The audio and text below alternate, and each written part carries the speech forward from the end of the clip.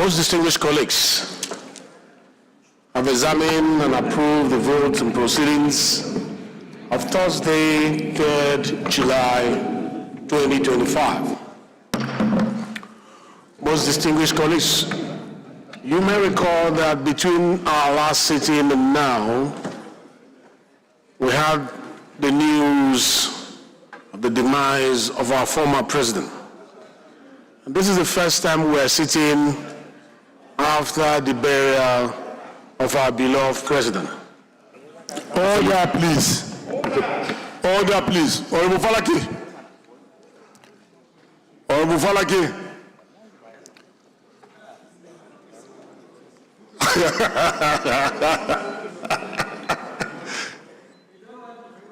Thank you, honorable colleagues. As I was saying, between the last sitting and today, our beloved president, former president, was buried. And this president was a president that respected the parliament,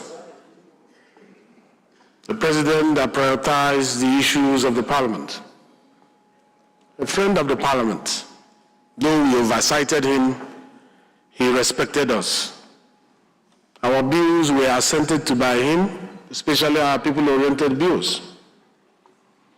Our requests for our constituents receive a hearing ear from the former president.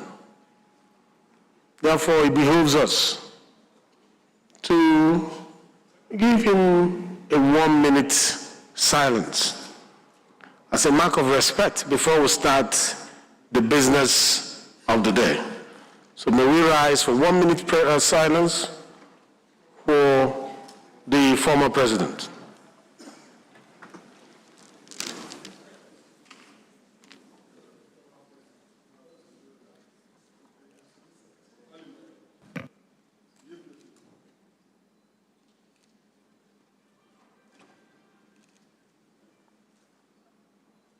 May the soul of our former president, President Muhammad Buhari, rest in perfect peace. Amen.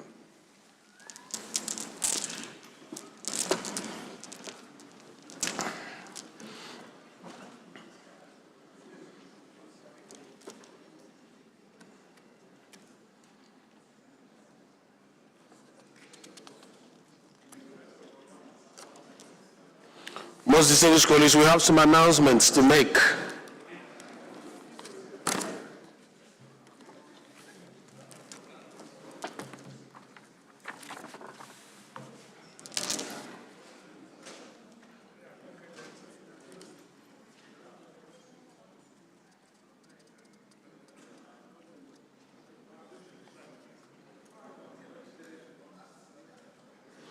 We have in our midst members of Esako East Legislative Council, Edo State, who has come to observe proceedings today, and they are sitting at the gallery. May they rise for recognition. Let's put our hands together for them. You are welcome to the Parliament, the People's House. This is your house. Feel free to observe proceedings. You may now have your seat.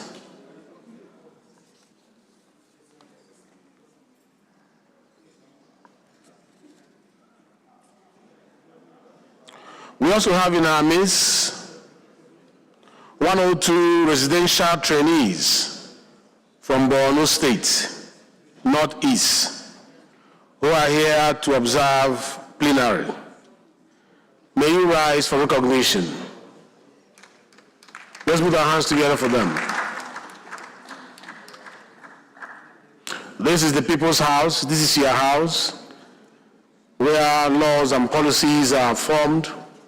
We're happy to have you here. Feel free to observe how we do it. You are welcome. You may now have your seat.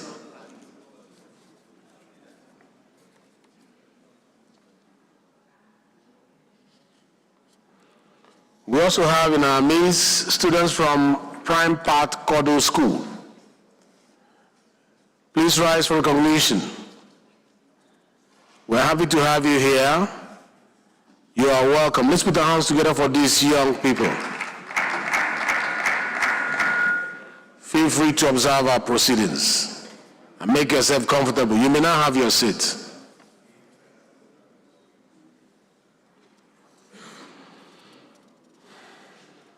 We also have in our midst KB State Students Association.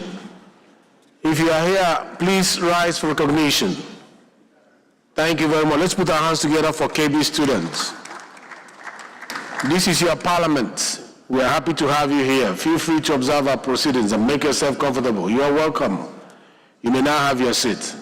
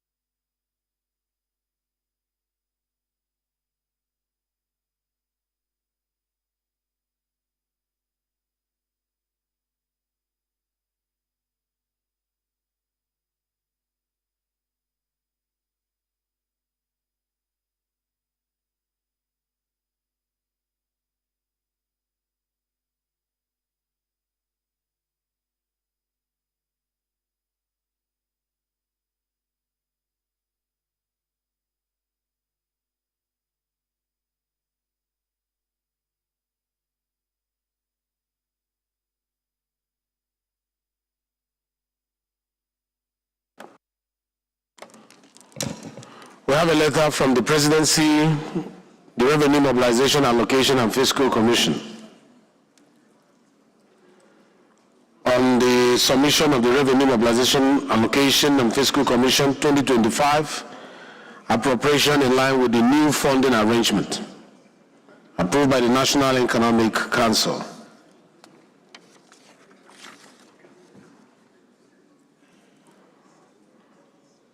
I'm pleased to forward a copy of Commission's 2025 budget proposal covering personnel, overhead, and capital expenditure in line with the new funding arrangement graciously approved by the National Economic Council at its 147th meeting held on December 12, 2024, which was the 9th meeting in 2024.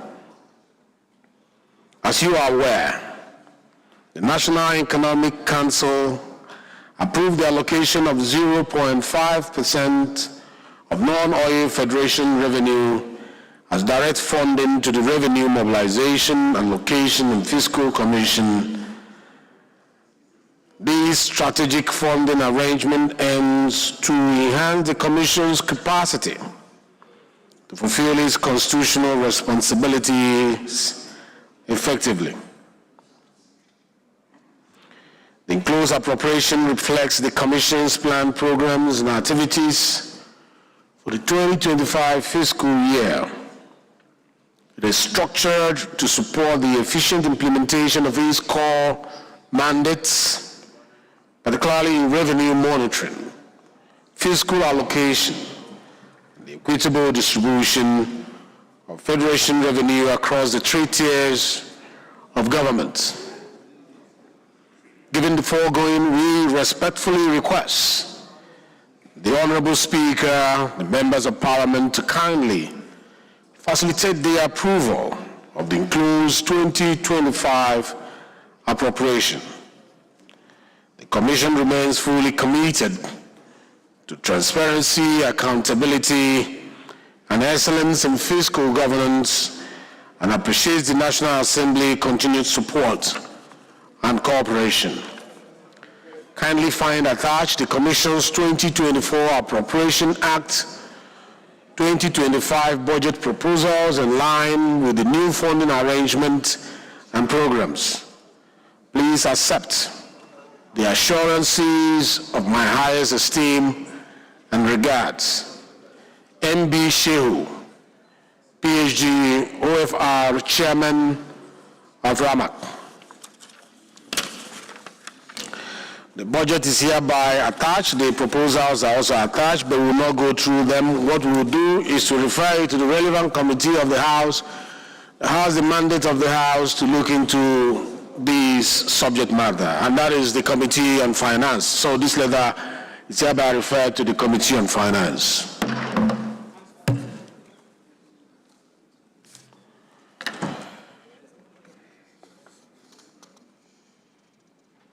This announcement is coming from the Chairman Committee on Rules and Business.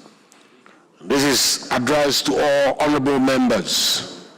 The subject matter is on information regarding Senate listing of House bills. It's a call to the House of Representatives decision to suspend legislative actions on bills forwarded from the Senate for concurrence until the Senate begins to take actions on the House bills. The House Committee on Rules and Business has followed up on these and will report as follows. Number one, the Senate took 2 of our bills for first reading 8 July and 3 at Committee of the Whole same day. Number 2, that the Senate took another 2 of our bills at Committee of the Whole on the 9th of July 2025. Number 3, that the 3 of our bills are slated for first reading and another 3 for Committee of the Whole during plenary today. The House Committee on Rules and Business will continue to monitor and reciprocate as requested by honorable members.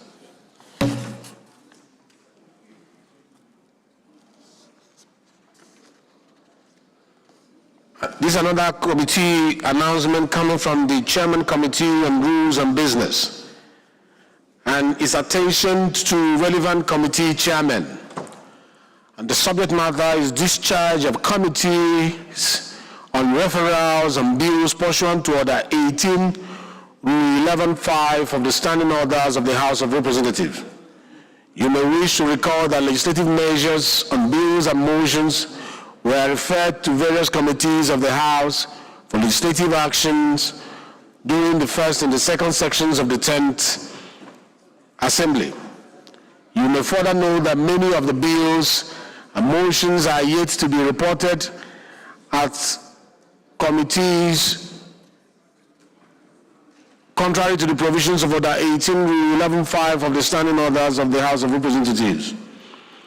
Relevant committee chairmen are by this notice given additional 14 days within which to report out the bills and motions referred to their committee for legislative action or have such bills referred to the Committee of the Whole.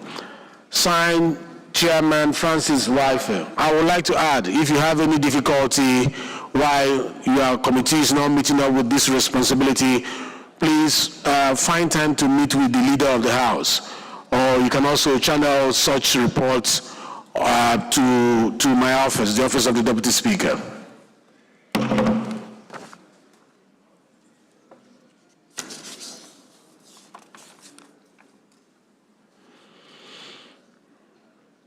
This announcement is coming from Honorable Olufemi Adeleke Ugumbanwo. It's on the notice of death of His Royal Majesty Aleyoluwa Oba, Dr. Sikiru Kayode Adetona, GCON, 1934 to 2025. I write to inform the Right Honorable Speaker and the Honorable Members of the passage to the ancestral home of His Royal Majesty Aleyoluwa Oba Dr. Sikiru Kayode Adetona, GCON Obabatu, the Awujale and paramount ruler of Ijebuland. Aleyoluwa Oba Adetona, who ascended the throne in 1960 at the age of 26, ruled for 65 years. Thus became the nation's longest serving monarch until his death on Sunday, 13th of July, 2025. Oba Sikiru Adetona lived an exemplary life worthy of emulation. He loved his people, and he was so loved by his people. His character was exemplary. Kabiesi, loyalty and devotion to the cause he sincerely believed in was exceptional. His philanthropy was remarkable.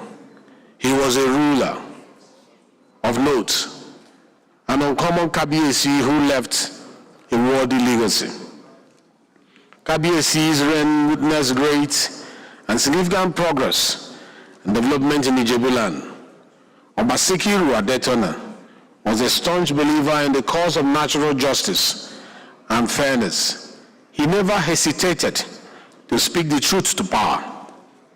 Mr. Speaker, honorable members, I wish to humbly request that this honorable House observe a minute silence in honor of late Obasikiru Adetona, and also send a condolence delegation to the family of the late famous ruler.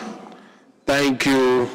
I remain yours faithfully, Honorable Olufemi Adeleke Olubanwo.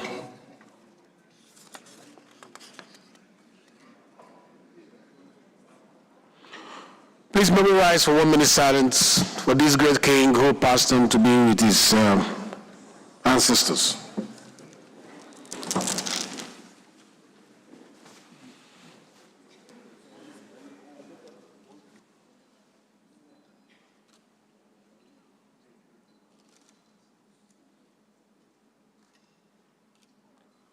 May the soul of our great king rest in perfect peace.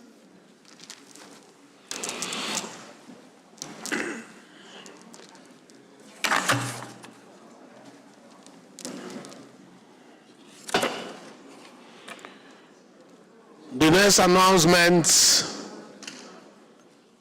gladdens my heart, and I'll do it smiling. That is an announcement that is coming from Honorable Mark Udo Eshet,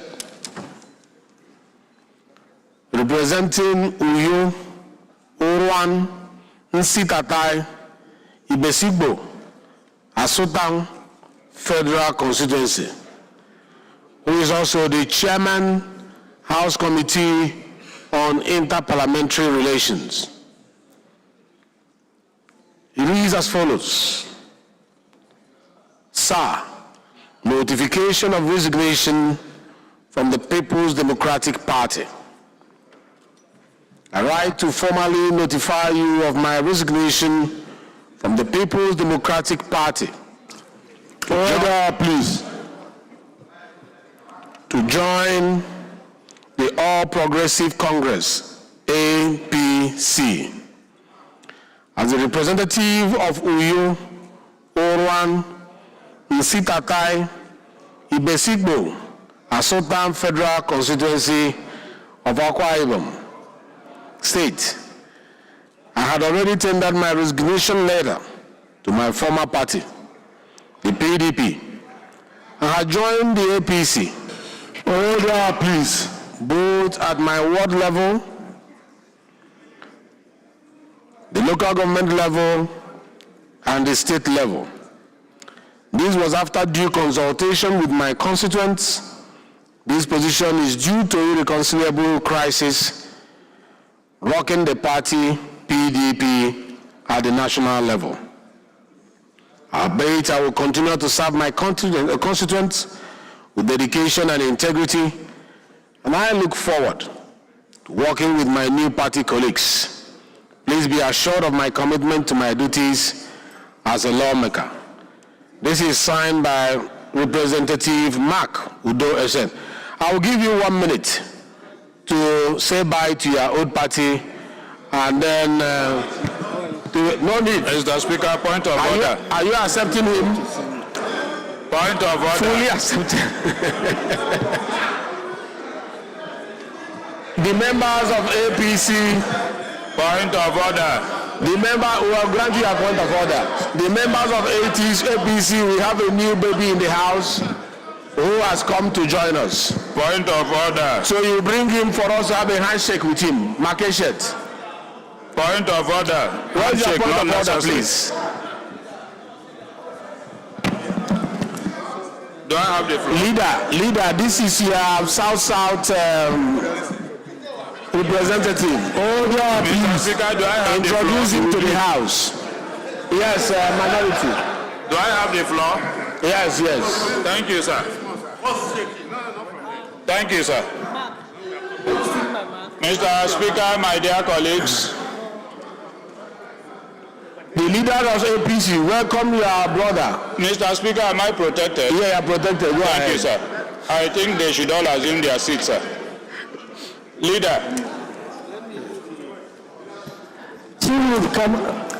Chief, can you sit down? Hello? Chief, House Leader, somebody has been recognized. Can you take your seat? House Leader, Chief Leader, Deputy, can you take your The seat? rule is that once as a point of order, you sit down to listen. So go ahead. thank you, Mr. Speaker. Thank you, my dear colleagues, for yielding the floor once more to me. My name is Kingsley Chinda. I represent the Federal constituency. I hand you over to him. Mr. Speaker, I hope I'm protected. You are still protected. Go Thank ahead. you, sir. Mr. Speaker, my dear colleagues, I still rise under constitutional point of order to ask that the presiding officer, Mr. Speaker, takes the proper step in line with the Constitution. However, I know and I am convinced that our brother Mark Eshet this morning, with very heavy heart, but with total submission to the will,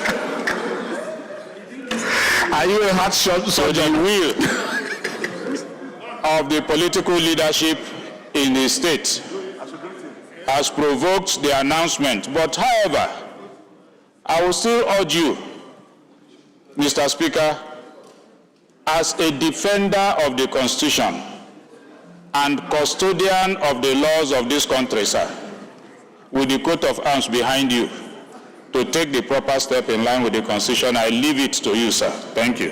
Thank you. Well noted. Your observation, well noted.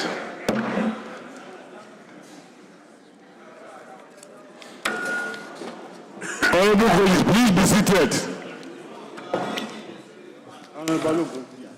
Balogu, honorable colleagues, any member with a petition to present to the House may please rise to do so. Yes, Honorable Kalizi. Thank you, the People's Speaker, distinguished colleagues. My name is Barrister Jesse Okejo Onakalus.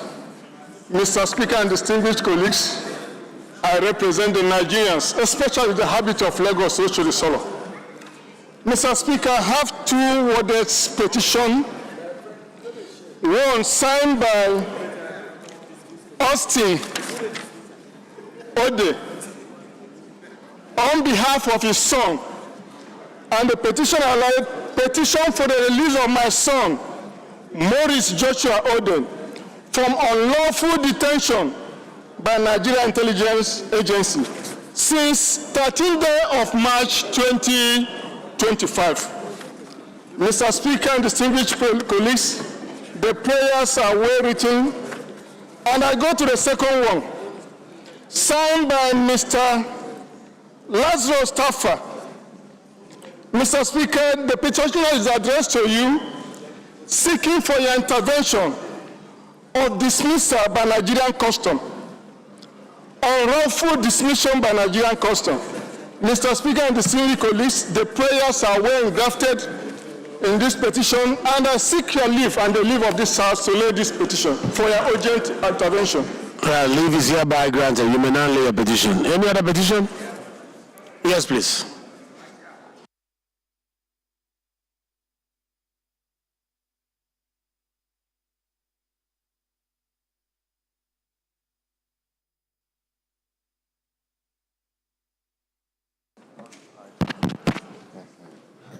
Mr. Speaker, honorable colleagues, my name remains Honorable Tese Ubo. I represent Kwande Ushongo Federal Constituency of Benue State.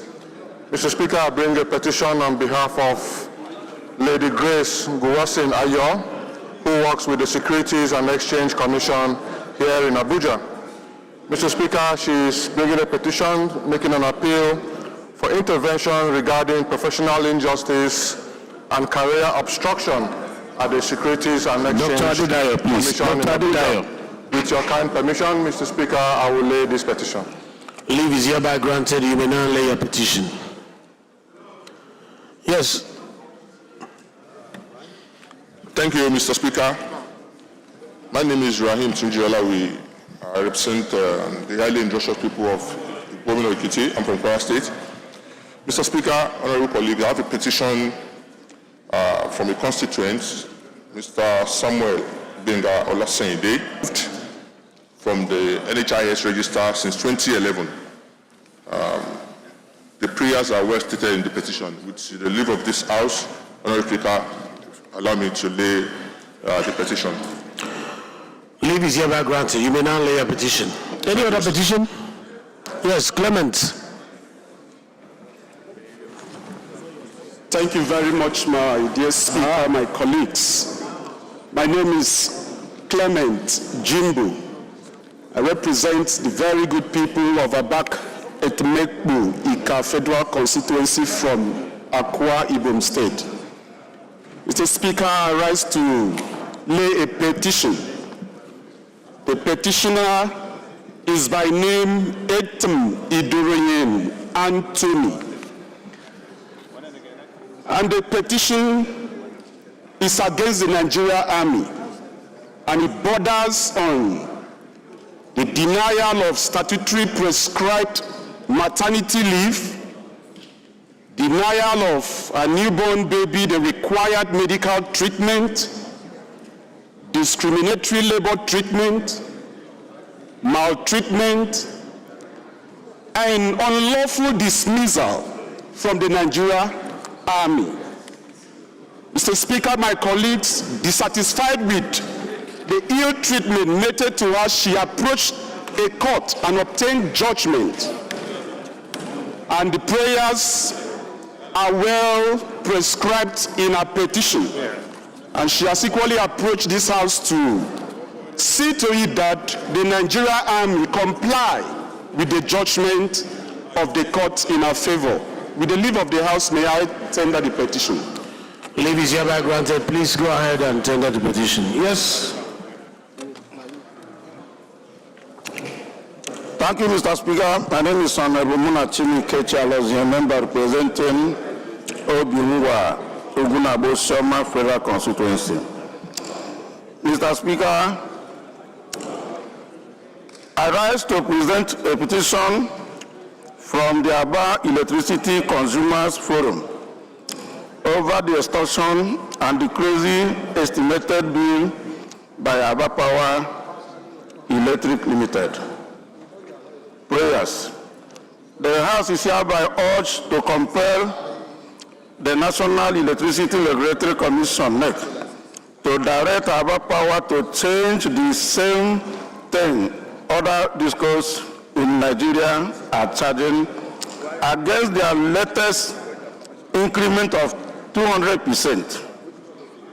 Urge the House on the public petition to visit Aba on fact-finding and forward the whole meeting from the electricity consumers and Aba Power.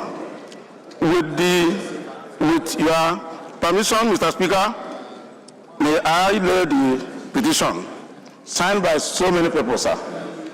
Leave is hereby granted. You may now lay your petition. Any more petition?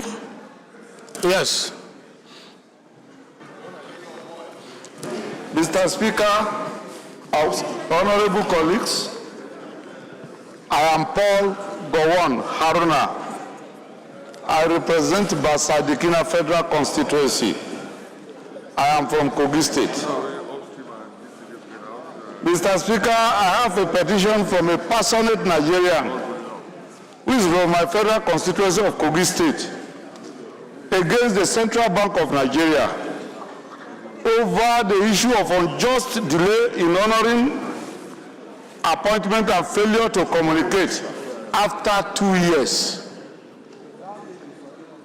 The petition is written by my constituent known as Amina Imikpi Ademu. She has several prayers here and they are well spelled out in the petition. Mr. Speaker, I beg your permission to submit it before the House, sir. Leave is hereby granted. Please, you may lay your petition. Yes. Thank you, Mr. Speaker. Abdulgani Wadele Ayuba is my name. I speak for and on behalf of Alimosho Federal Constituency.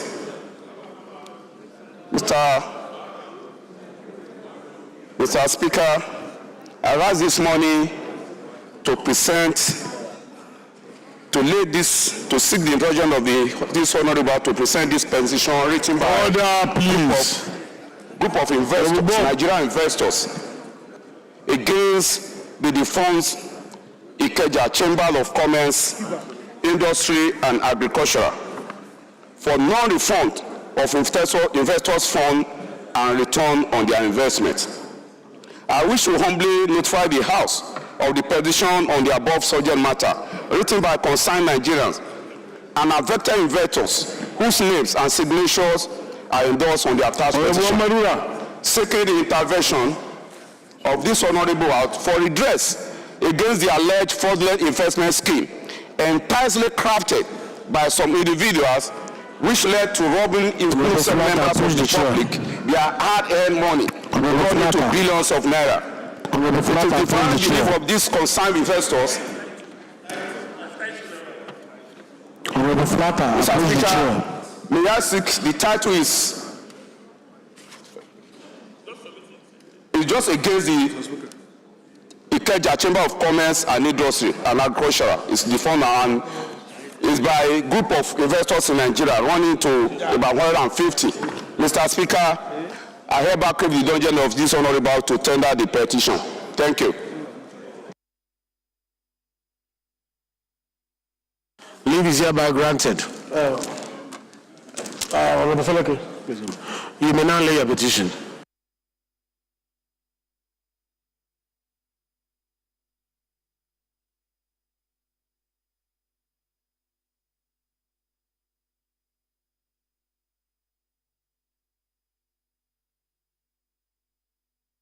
Yes. Thank you, my Honorable Speaker. My name is Honorable Sesi Oluwaseun Wingan. I represent the people of Budgetary Federal Constituency. I'm from Lagos State.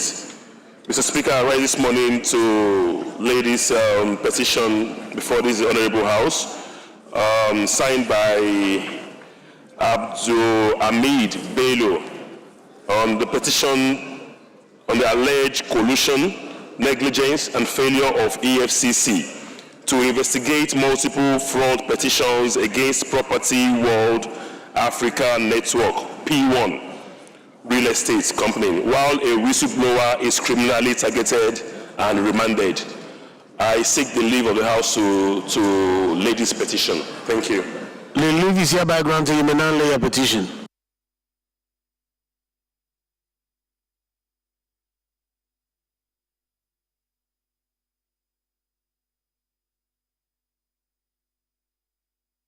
Any other petition? All the petitions are hereby referred to Committee on Public Petition.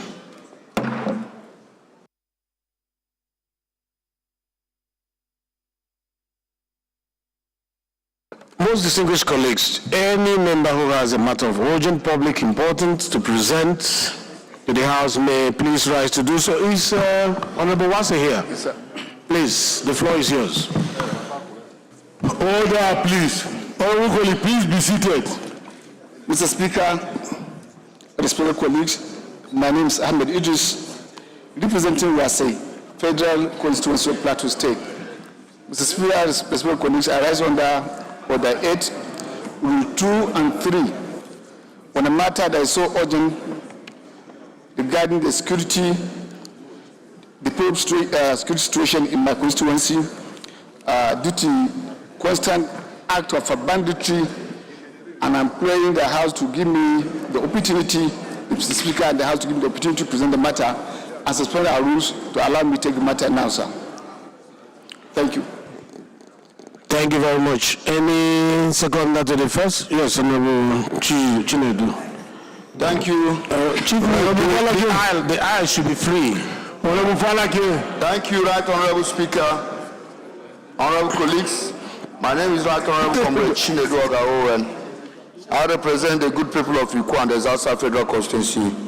Mr. Speaker, I rise this morning to second the motion moved by one of our leaders that is very urgent to be heard. I hereby second. Those in support of this motion say aye. Those against say nay. The ayes have it. The second leg of the motion that it is urgent enough to be heard now. Any seconder? Any seconder that is urgent enough to be heard now? My Amber, yes, please. Go ahead. Deputy Chairman, Rules and Business. My distinguished colleagues, I am Honorable Bello Isa Ambarura. I represent the people of Godabawa and the Lela Federal Constituency. Mr. Speaker, I'm from Sokoto State. Mr. Speaker, I rise up to second the second leg of the motion, ably moved by my leader, Honorable Idris Wase. Thank you. Thank you very much. Those in support of this motion say aye. Those against say nay. The ayes have it. The floor is yours, Honorable Wase. Mr. Speaker, respected colleagues, once again, my name is Ahmed Idris, representing Waseferi Constituency, Plateau State. Mr. Speaker, respected colleagues, before I move my motion, I want to beg your leave and the leave of the House to appreciate you, to thank you, and to thank the Honorable Speaker for the wonderful representation during the demise of our President. You are there physically, you are the Federal Executive Council, and declared 5 days mourning. This is very unprecedented. We thank you, we appreciate you, and may God continue to guide and bless your own reign. Mr. Speaker, respected colleagues, I rise to raise a motion on the urgent need for intervention on the escalating security in Wase and other affected areas in Plateau State. Mr. Speaker, respected colleagues, the House is aware that Section 14(2)(b) of 1999 Constitution of the Federal Republic of Nigeria, as amended, provides that the security and welfare of the people shall be the primary purpose of government. Notes with grave concern the disturbing upsurge in the violent attack by heavily armed bandits across several communities in Wase and Kanabloko government areas of Plateau State, which have resulted in the loss of innocent lives, destruction of property, large-scale cattle rustling, abductions, and displacement of numerous families from their ancestral homes. Further notes that within the past 3 months, the communities of Dogonrua, Yuli, Kungurmi, Zak, Sabolai, Gajim Bashar, Murai, Goram, Buyum, Green, Tafawa, Gimbi, Bangalala, Safio, Kukawa, and Garga have suffered repeated attacks resulting in dozens of deaths, mass cattle rustling, abduction for ransom, widespread arson, and the near collapse of farming, mining, and other economic activities. Concerned that the perpetrators of these attacks operate with impunity from well-known forest enclave, namely Dusenzaki Forest, Komdoboro in Taraba State, Kukawa Forest in Kanam, and the Odare Reserve in Bashar, Wasego Golokogomi area, which straddled several states and has base for launching race in Plateau and neighboring states. Also concerned that economic life in the affected areas have been paralyzed, farming activity has been abandoned.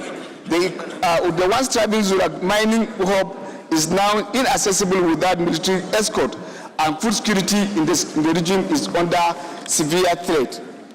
Cognizant of the urgent need for the coordinated aerial and group and ground security operations to dislodge the criminal elements and restore peace and normalcy in the affected areas. Mindful of the humanitarian crisis triggered by the displacement of residents, many of whom are now taking refuge in neighboring communities under their dire conditions and urgent need for relief and resettlement support. Appreciate the efforts of the Nigerian Army, the Department of Security Service, the Nigerian Police Force, and local vigilante groups in responding to the crisis and coping further escalation. Informed of the unfortunate loss of several lives among security personnel and members of local vigilante groups in the course of confronting insurgents and defending the affected communities. Resolved to, 1, observe a minute silence in honor of the many innocent lives lost in the attack across the affected communities.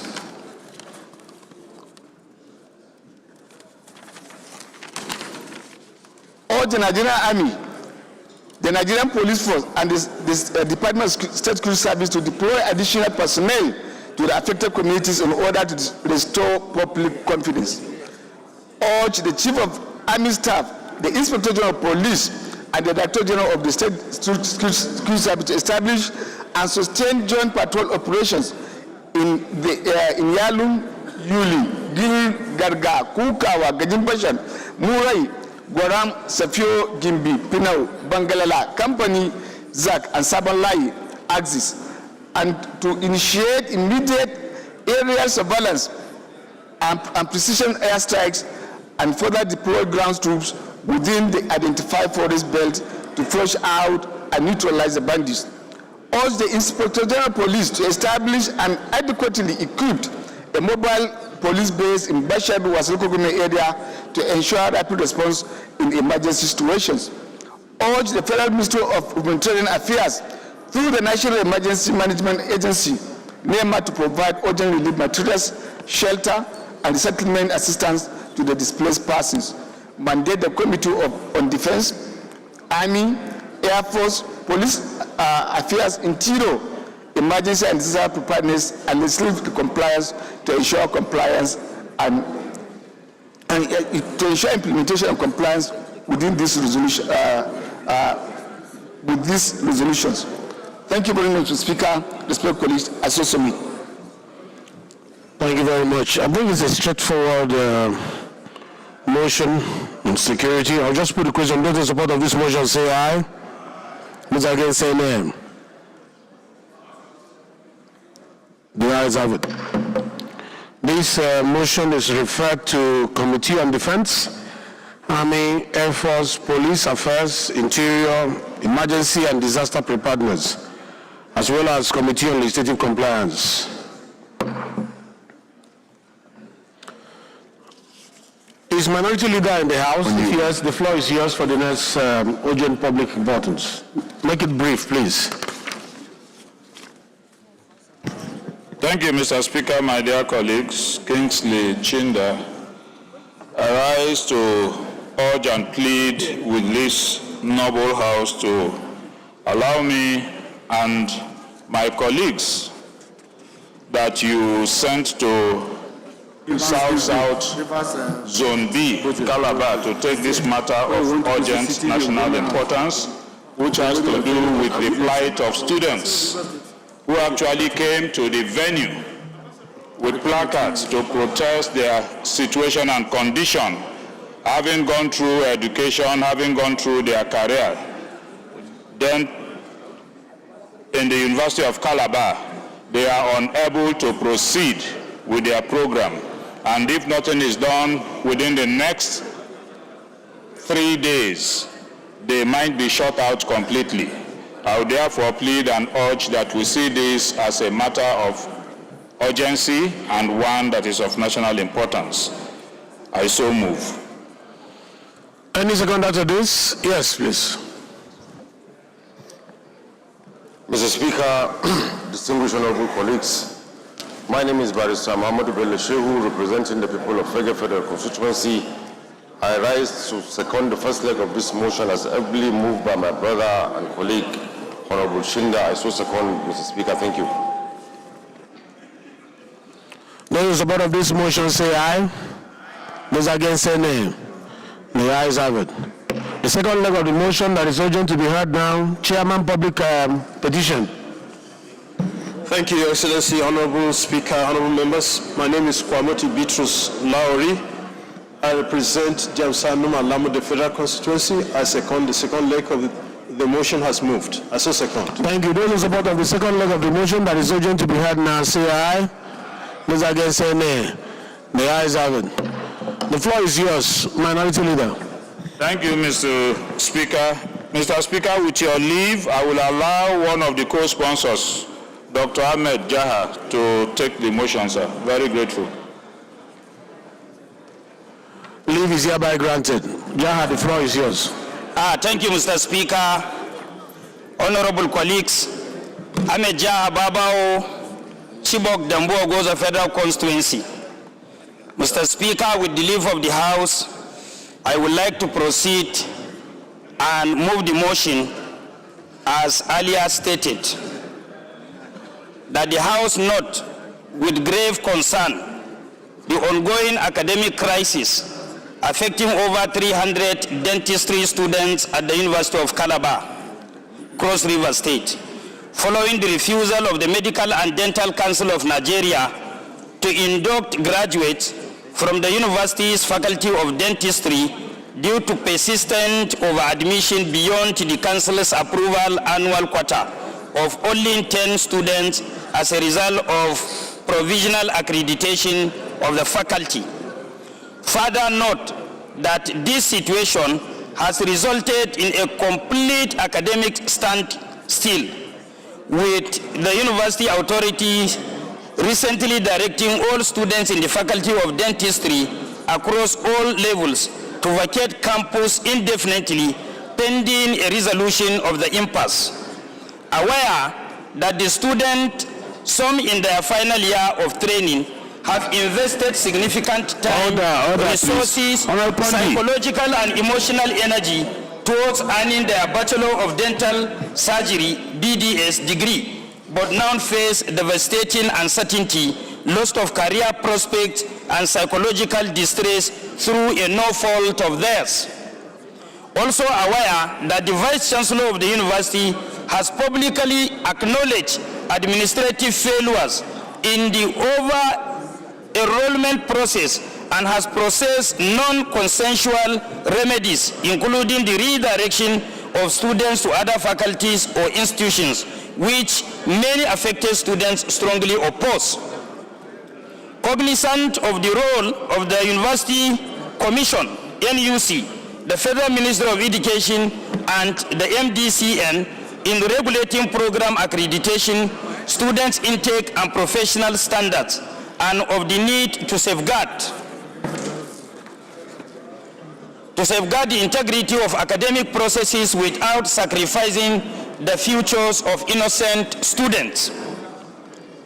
Disturbed that unless urgent and coordinated action is taken, the education and professional aspiration of hundreds of young Nigerians will be unjustified, truncated, potentially triggering broader unrest, legal battles, and reputational damage to the Nigerian higher education system. So the House resolved as follows.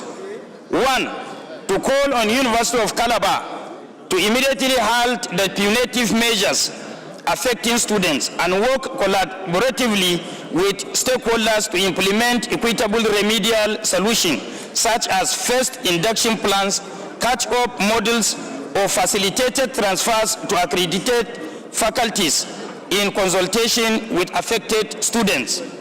2, urge the Medical and Dental Council of Nigeria to consider a temporary induction framework for eligible students based on competency and clinical exposure, which structural issues are being resolved.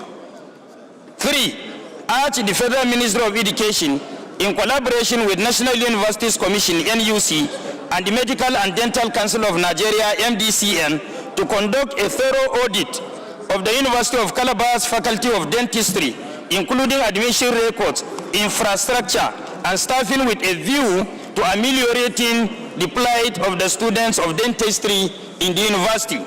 And finally, mandate the House Committee on Tertiary Education and Services, Health and Youth Development to investigate circumstances surrounding the over-enrollment, the role of the university officials, and the actions taken thus far, and to report back within 4 weeks for further legislative action.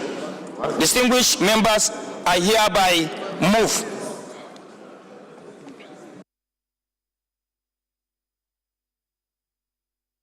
Thank you very much.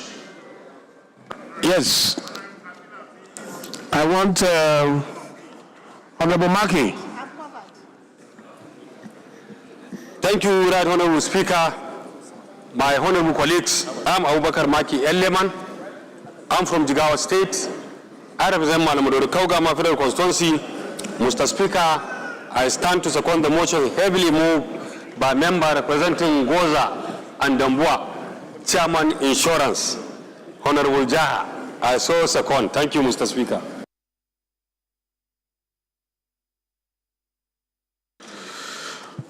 You need to protect me, Chief Whip. I've actually done that. It's the clerk that... no, women affairs. Wait. Just hold on, Honorable Kafi. The seconding has been done by Honorable Maki, right? I'll just put the question. Those in support of this motion say aye. Those against say nay. The ayes have it. The motion is referred to relevant committees. Can we have Honorable Mohammed Mukhtar, Architect Mohammed Mukhtar? Yes, please. Mr. Speaker, distinguished colleagues, I'm Honorable Architect Mohammed Mukhtar Zandan Kazauri, member representing Kazauri, Roni, Gwiwa Enkwashi Federal Constituency. Mr. Speaker, I seek the leave of the House to suspend our relevant rules and take up this matter of urgent public importance. On the urgent need for the USA, United States of America, to review her visa policy in light of Nigeria-US strategic partnership, I so move, Mr. Speaker. Order, please. Any seconder to the first leg of the motion that is urgent? Yes. Deputy Chairman Ami. Mr. Speaker, honorable colleagues, I remain Ogeo David Agada, member representing Oju Obifera constituency. I'm from Benue State, the food basket of the nation, and a proud Igede son. I rise this morning to second the motion as heavily moved by my honorable colleagues. I so second, Mr. Speaker. Honorable Maki, please. Give him 1 minute. Thank you very much. Those in support of this first leg of the motion as moved and seconded, say aye. Say aye. Those against, say nay. The ayes have it. The second leg of the motion.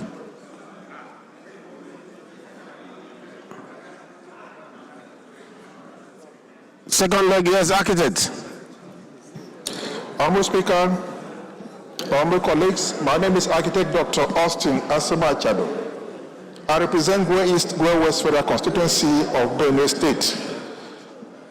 I stand to second the second leg of the motion, heavily moved by my professional colleague. I so second. Oh no, I'm not. Honorable Maki, you are distracting the speaker. Those in support of the second leg of the motion say aye. Those against say nay. The ayes have it. The floor is yours now, Honorable Mukhtar.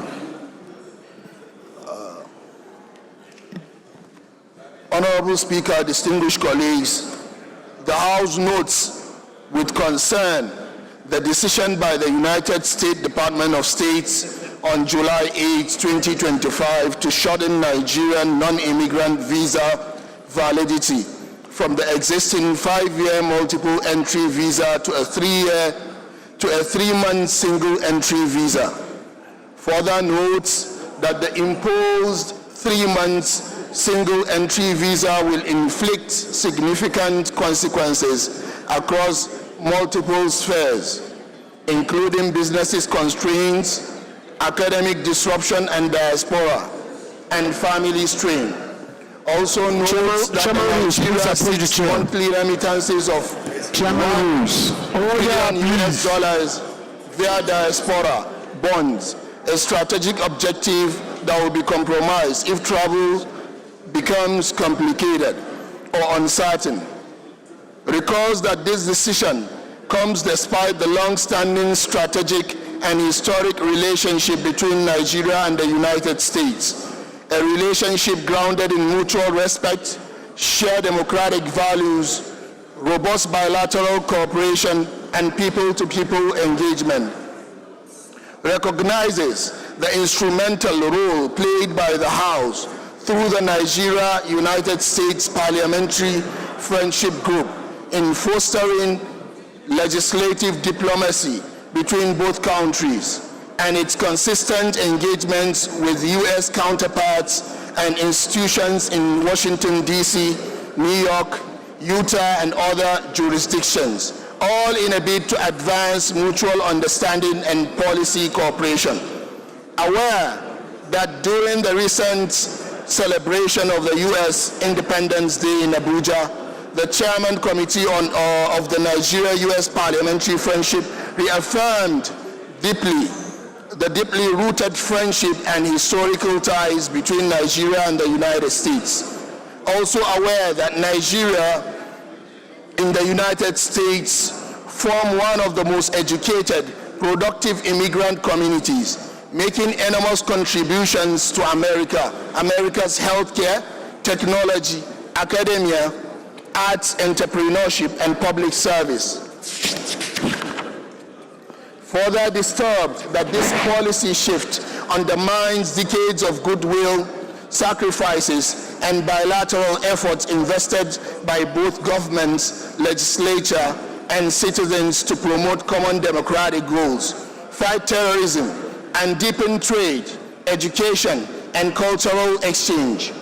Mindful that during the NUSPGF visit to the United States, discussions were held with U.S. Congress members, including Rep. Smith, U.S. Department officials, and policy institutions to clarify Nigeria's security challenges, combat religious and ethnic profiling, and urge removal of restrictions that unfairly punish over 200 million law-abiding Nigerian citizens for the isolated actors and non-state actors. Resolves: 1. Condemned in strong terms the decision by the United States government to downgrade Nigeria visa status without due consideration of the historical, strategic, and people-centric ties between both nations. Urge the United States Embassy in Nigeria and the United States Department of State to rescind the new visa policy decision and restore 5-year multiple entry visa regime previously granted to Nigerian citizens in spirit of mutual respect, equity, and reciprocity. Mandate the Nigeria United States Parliamentary Friendship Group to formally communicate the position of this honorable House to the U.S. Congress, the U.S. Department of State, and the U.S. Embassy in Nigeria, and to intensify bilateral legislative diplomacy for fairer immigration policies. Also mandate the Ministry of Foreign Affairs to engage the United States government diplomatically to prevent further erosion of relations and to protect the dignity and mobility of Nigerian citizens.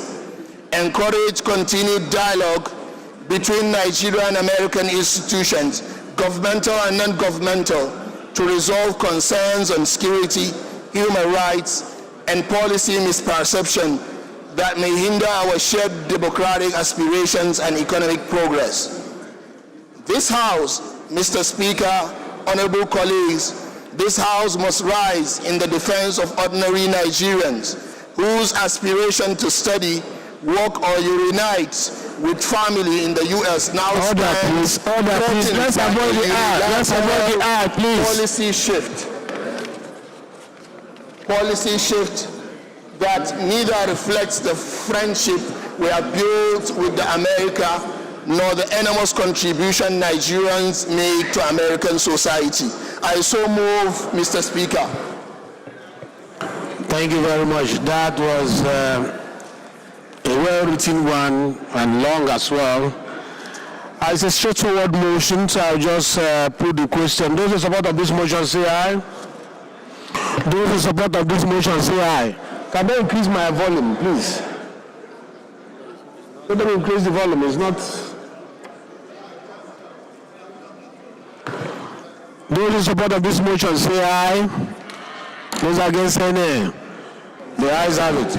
Please, let's avoid the aye. Avoid the aye, please. This motion is referred to Committee on Foreign Affairs.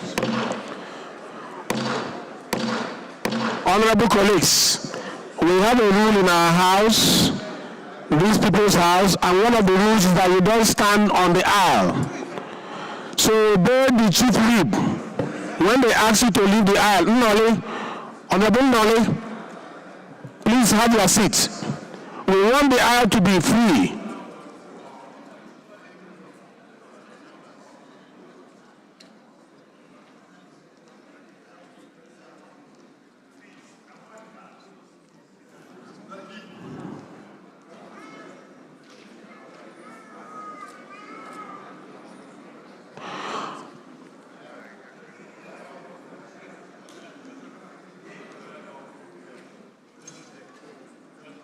Oga Kelechi, please.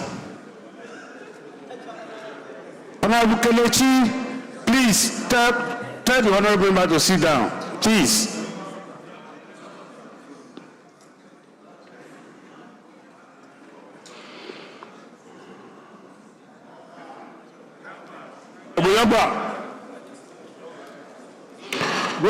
Thank you very much. Please, the rule of the House is that once we are in section, the aisle should be free. It should not be used as a discussion room, so that they will be heard in silence, please.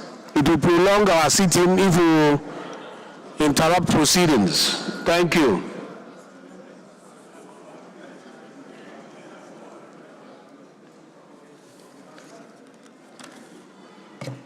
Honorable Emil Lemke Inyang, the floor is yours. Mr. Speaker, my dear colleagues, my name is Honorable Dr. Emil Inyang. I represent the people of Akankpa Biase Federal Constituency of Cross River State. I rise under Order 8, Rule 5, to plead with the House to set aside the relevant rules to enable me move this motion of matter of urgent public importance. I so move.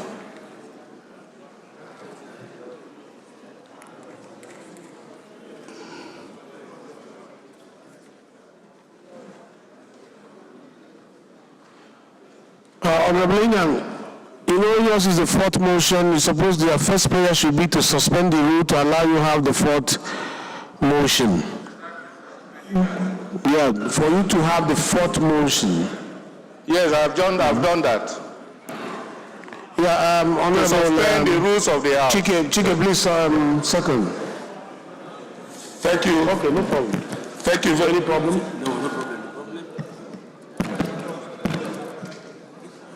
Thank you very much. The Right Honorable Speaker Benjamin Okezie Carlo, CFR. Honorable Billy, sorry, please. The member is standing and trying to address us, please.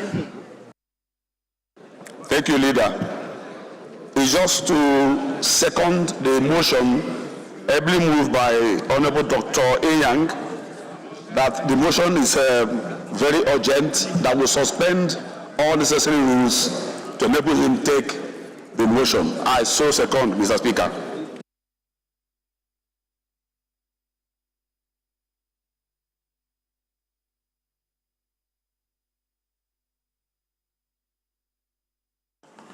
Those in support of this motion say aye. Those against say nay. The ayes have it. The second leg of the motion, yes. Thank you very much, Mr. Speaker. My name is Honorable Dr. Ahmed Adam Saba. I am from Kwara State and I represent the good people of Idumoro Patigi Federal Constituency. Mr. Speaker, I rise to second the second leg of the motion. I so second. Thank you very much, Mr. Speaker. Those in support of this motion say aye. Those against say nay. The ayes have it. The floor is yours. Please make it brief. Thank you, Mr. Speaker. I rise once again to move this motion of urgent need to investigate and salvage the situation of federal roads in and out of Calabar.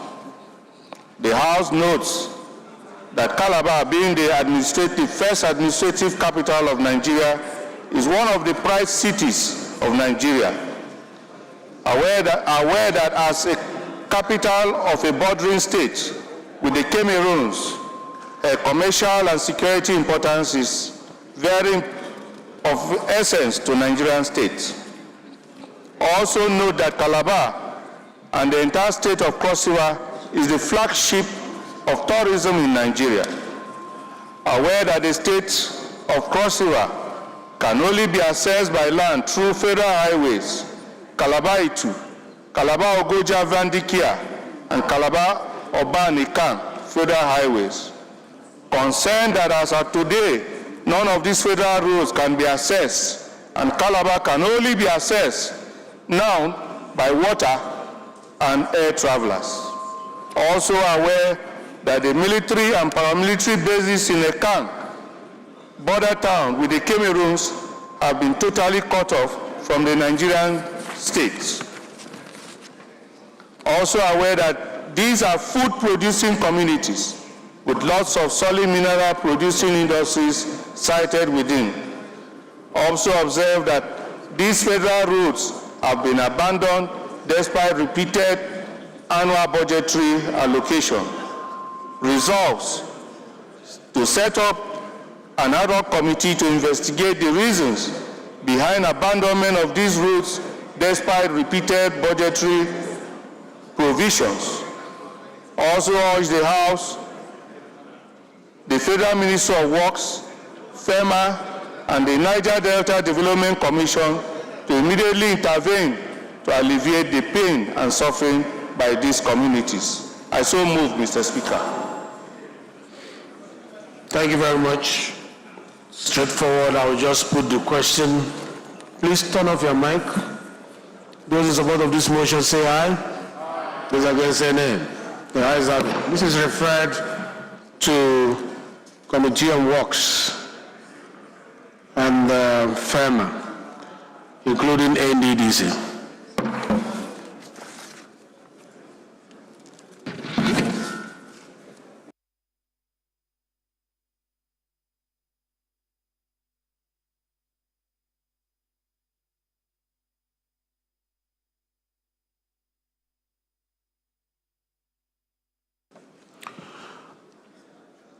I was told a member wanted to make a personal explanation. Is he still here?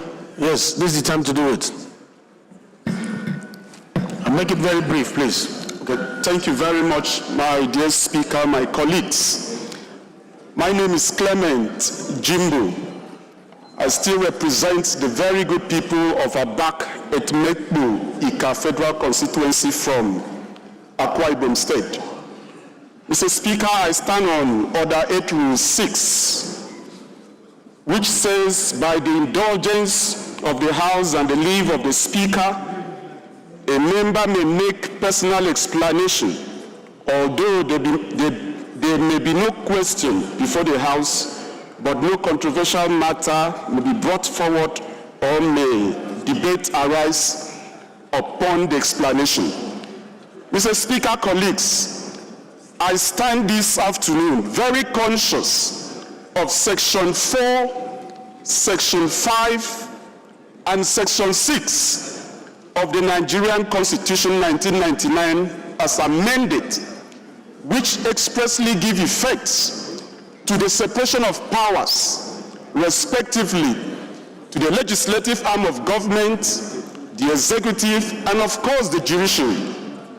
Mr. Speaker, my colleagues, in recent times, we have observed judgments from our courts that has been delivered with ambiguities, subject to different interpretations.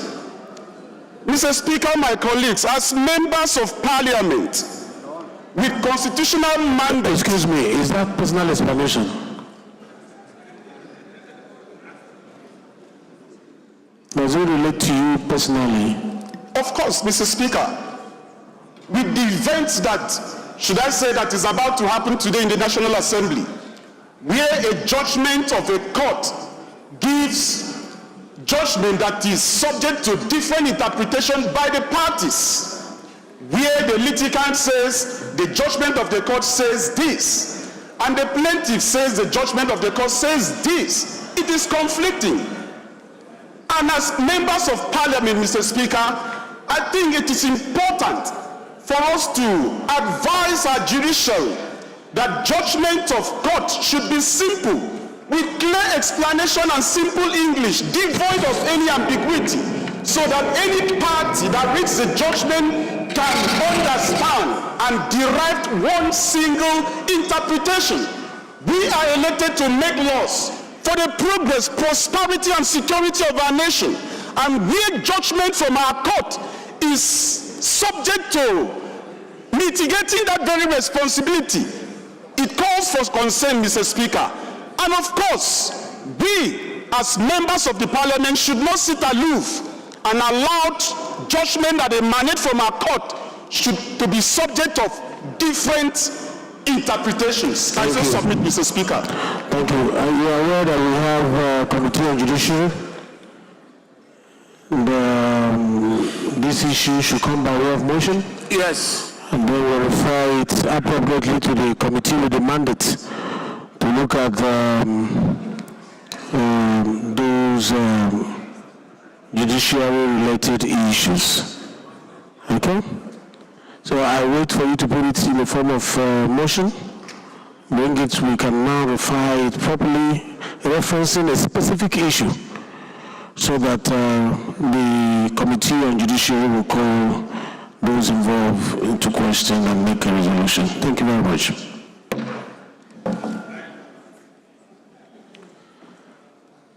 Most distinguished colleagues, it is with utmost respect that I mention the first business of the day, which is the presentation of 29 bills. It was supposed to be 30 bills, but it's 29 because we're stepping down the last one on the order of the Speaker of the House of Representatives. So now I invite the clerk to read the short titles of this bill. Right Honorable Speaker, honorable members. Constitution of the Federal Republic of Nigeria 1999 Alteration Bill 2025 First Reading. Export Prohibition Act Repeal Bill 2025 First Reading. Nigerian Institute of Leather and Science Technology Act Amendment Bill 2025 First Reading. Constitution of the Federal Republic of Nigeria 1999 Alteration Bill 2025 First Reading. Crude Oil Theft Prevention and Prohibition Bill 2025 First Reading. Production and Distribution Anti-Sabotage Act Amendment Bill 2025 First Reading. Petroleum Industry Act Amendment Bill 2025 First Reading. Federal College of Agriculture and Tropical Studies F1 Alai Establishment Bill 2025 First Reading. Exclusive Economic Zone Act Amendment Bill 2025 First Reading. Administration of Criminal Justice Act Amendment Bill 2025 First Reading. Electoral Act Amendment Bill 2025 First Reading.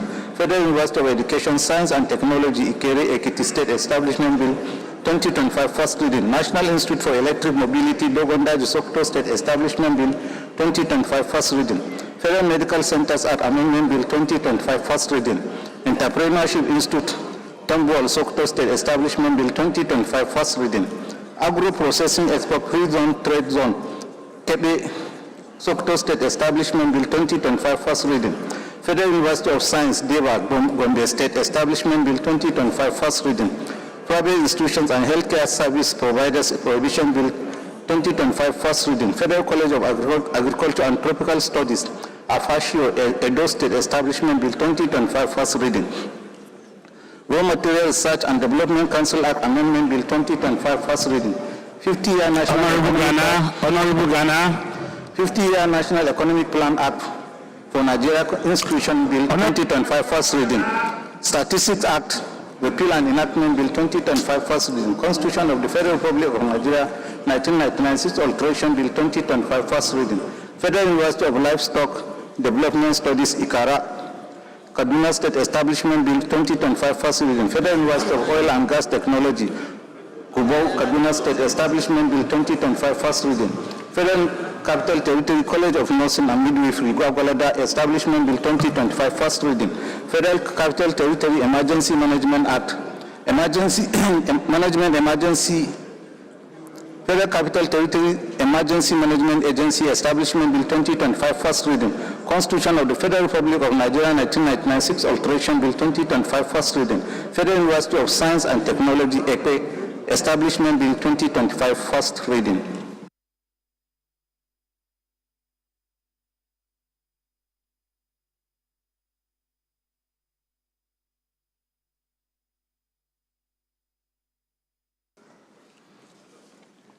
Most distinguished colleagues, the second business of the day is presentation of reports of the ad hoc committee on Rivers State on a bill for an act to authorize the issue from the Rivers State Government Statutory Revenue Fund of the Rivers State account the total sum of 1,345,662,592,444 naira only, while the sum of 256,423,694,639 naira only is for personnel costs. The sum of 162,582,693,678 naira only is for overhead costs, while the sum of 1,066,656,204 naira 127 kobo only is for capital expenditure for the year ending 31st December 2025. This is standing in the name of Honorable Julius, Honorable House Leader. Members will recall that the matter was referred to the ad hoc committee on Thursday, 28 May 2025.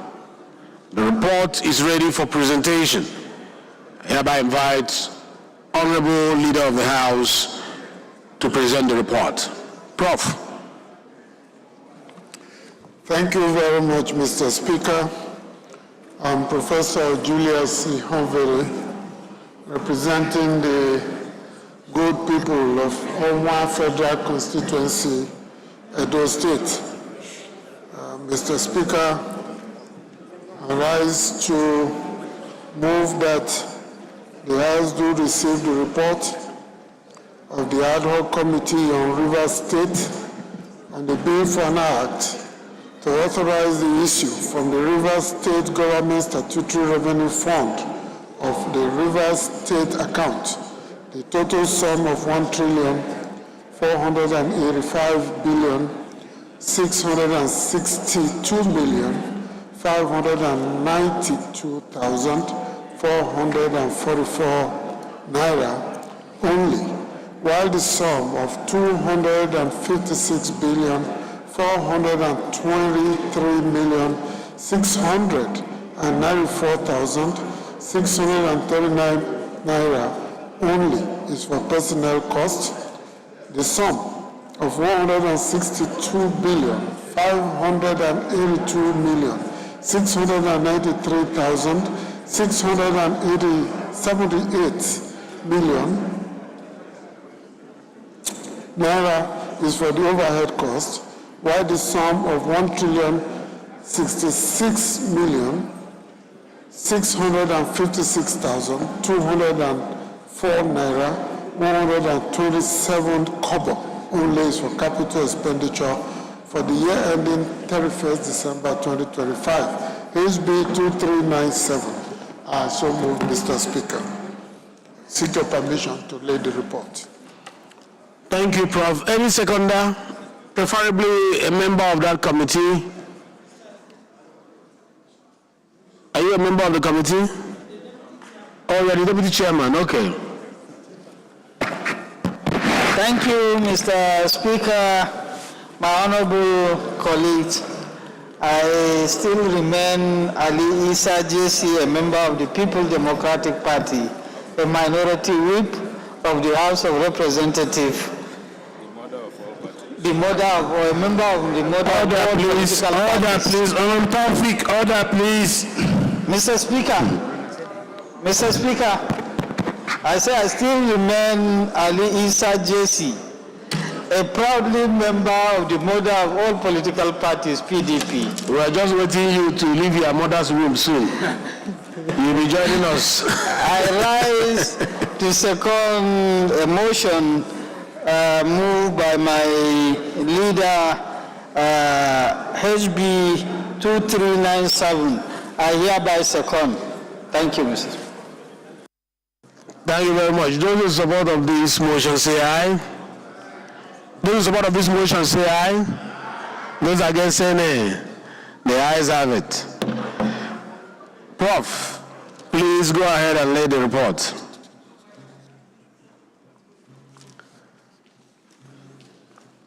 Is Honorable Akpatasen in the House?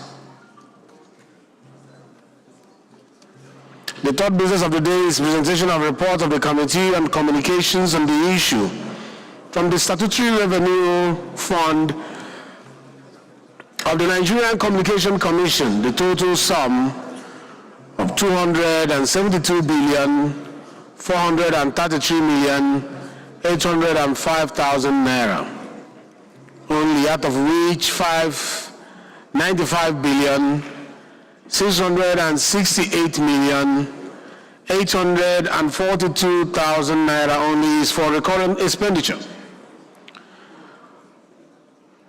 10,735,141,000 naira only is for capital expenditure.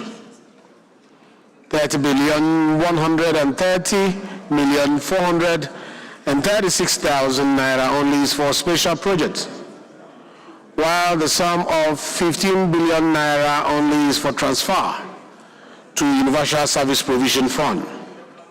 120,836,033,000 naira only is for transfer to federal government, and 63,352 naira only is surplus deficit transfer for the financial year ending 31st of December 2025.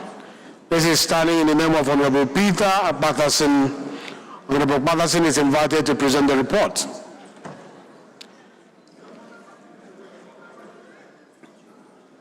Honorable Patterson is invited to present the report.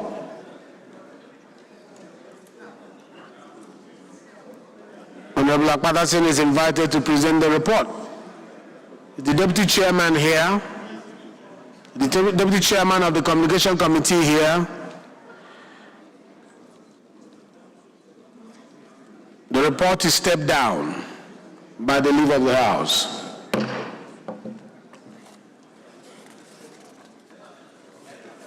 Most distinguished colleagues, the fourth business of the day is presentation of report of the Committee on Industry on a bill for an act to amend the Industrial Training Fund, ITF Act, to clarify ambiguities in the interpretation of keywords in the Principal Act, define important terms, provide clarity and precision, and enhance the fund sources of revenue, and for related matters.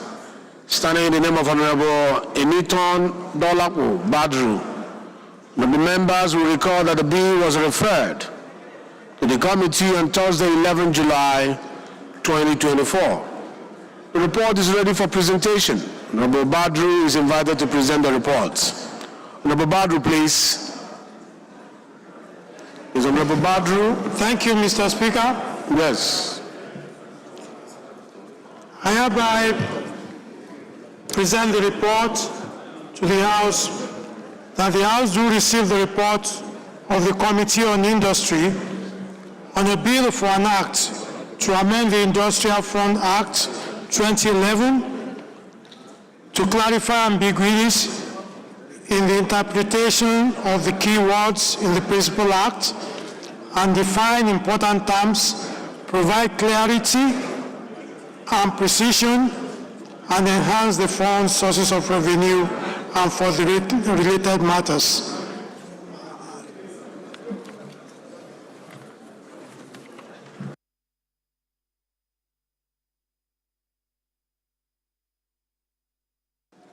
Any seconder to this motion? Yes, please. Thank you, Mr. Speaker. I'm Honorable Zanna Usman, representing the good people of Kaga, Gubioma, Gumeri Federal constituency. Mr. Speaker, I'm from Borno State. I rise this afternoon to second the report, a report of the Committee of Industry on a bill HB 1519 as raised by my colleague, Honorable Itana Dolapo Badru. I so second. Thank you very much. Those in support of this motion say aye. Those against say nay. The ayes have it. Honorable Badru, please lay the report. The fifth business of the day is presentation of reports of the Committee on Digital and Information Technology on a bill for an act to establish Federal Institute of Information Communication Technology, Idanre, Ondo State, to provide full-time courses, teaching, instruction, and training in information communication technology, and to provide for the appointment of the provost and other officers of the institute to carry out the administration and the discipline of students of the institute and for related matters. Standing in the name of Honorable Adedeji Stanley Olajide, the members will recall that the bill was referred to the committee on Wednesday, 12, 2025. The report is ready for presentation. Honorable Olajide is invited to present the report. Thank you. Order, please. My respected Speaker, distinguished colleagues, I remain Honorable Adedeji Stanley Olajide. I represent the people of Ibadan Northwest Southwest Federal Constituency of Oyo State. Mr. Speaker, I rise to present the report of the Committee on Digital and Information Technology on a bill for an act to establish Federal Institution of Information Communication Technology, Idore, Ondo State, to provide full-time courses, teaching, instruction, and training in information communication technology, and to provide for the appointment of the provost and other officers of the institute to carry out the administration and discipline of students of the institute and for related matters, HB 783. I so move to present the report, Mr. Speaker. Thank you very much. Any seconder? Yes. Thank you, Mr. Speaker. My name remains Honorable Kelechi Wogu. I'm from Rivers State. No, not you, Kelechi, behind you. Oh, sorry. Thank you, Mr. Speaker. Ali Adeyemi Taufik is my name. I rise to second the motion as put by my dear friend and colleague. I so second. Thank you, Mr. Speaker. Those in support of this motion say aye. Those against say nay. The ayes have it. Please proceed to lay your report. The sixth business of the day is presentation of 4 reports of the Committee on Specialty Health Care, standing in the name of Honorable Alex Abona. Honorable Abona is invited to present the report. Honorable Abona, please.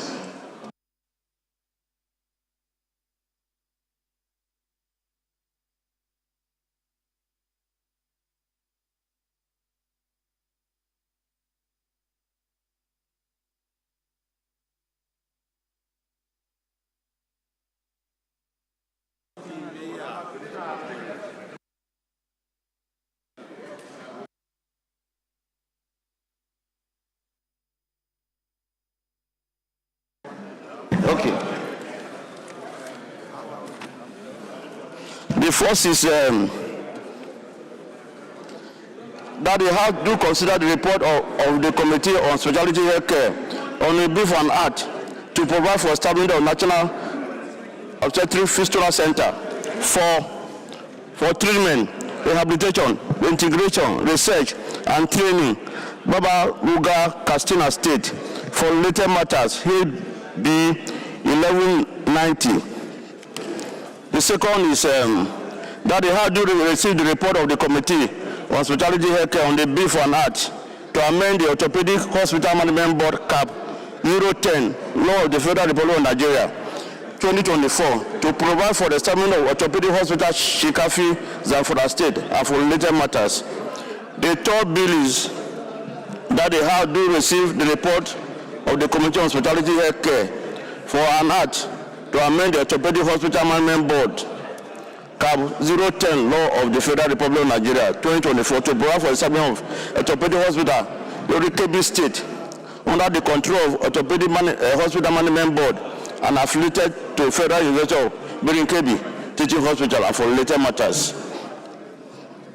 The fourth, but not the least, is that the House do consider the report of the Committee on Specialty Healthcare on the bill for an act to amend the Orthopedic Hospital Management Board Cap 010 Law of the Federal Republic of Nigeria 2024 to provide for the establishment of Orthopedic Hospital Wamako, Sokoto State, and for related matters. As a summit, I pray that Royal Commissioner can lead the report. Is all right. Any seconder? Yes. Honorable Shetima. Yes, sir.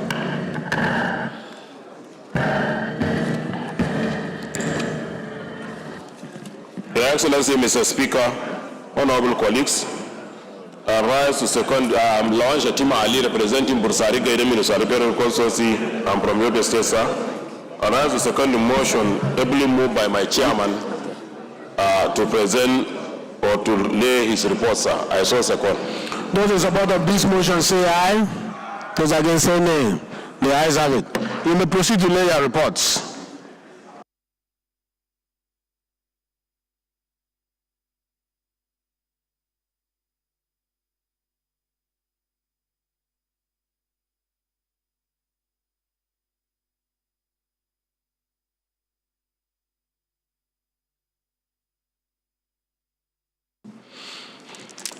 The seventh business of the day is presentation of reports of the Committee on University Education and a bill for an act to upgrade the College of Horticulture, Dadin Kowa, Gombe State to the Federal University of Livestock and Horticulture, Dadin Kowa, Gombe State, to make provision, comprehensive provision for its due management and administration and for related matters, standing in the name of Honorable Abubakar Hassan Fulata. Honorable members will recall that the bill was referred to the committee on Wednesday, 25th June 2025. The report is ready for presentation. Honorable Fulata is invited to present the report. Thank you, Mr. Speaker. My respected colleagues, I am Abubakar Hassan Fulata. I represent Berniwa Krika Samaguri Federal Constituency. Mr. Speaker, I am from Jigawa State. Mr. Speaker, honorable colleagues, I move that the House do receive the report of the Committee on University Education on a bill for an act to upgrade the College of Horticulture, Dadin Kowa, Gombe State, to the Federal University of Livestock and Horticulture, Dadin Kowa, Gombe State, to make comprehensive provisions for its due management and administration and for related matters. House Bill 1970. I so move, Mr. Speaker. Thank you very much, Honorable Fulata. Any seconder? Let me come this side. Yes, you've seconded before. Yes, please. Mr. Speaker, honorable colleagues, I am Honorable Abdullah Rashid, member representing the Kunafada Federal Constituency from Gombe State. I rise to second the motion that the House do receive the report of the Committee on University Education on a bill for an act to upgrade the College of Horticulture, Dadin Kowa, Gombe State, to the Federal University of Livestock and Horticulture, Dadin Kowa, Gombe State, to make comprehensive provision for its due management and administration and for related matters, HB 1970. I so second, Your Excellency. Those in support of this motion say aye. Those against say nay. Those in support of this motion say aye. Those against say nay. The ayes have it. Please, Honorable Fulata, you may proceed to lay your report.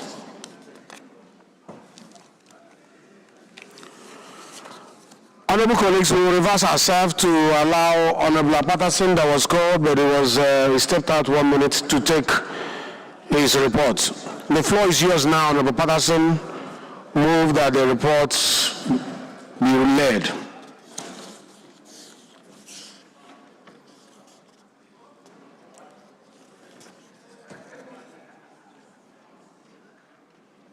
It was the third business of the day, so quickly move.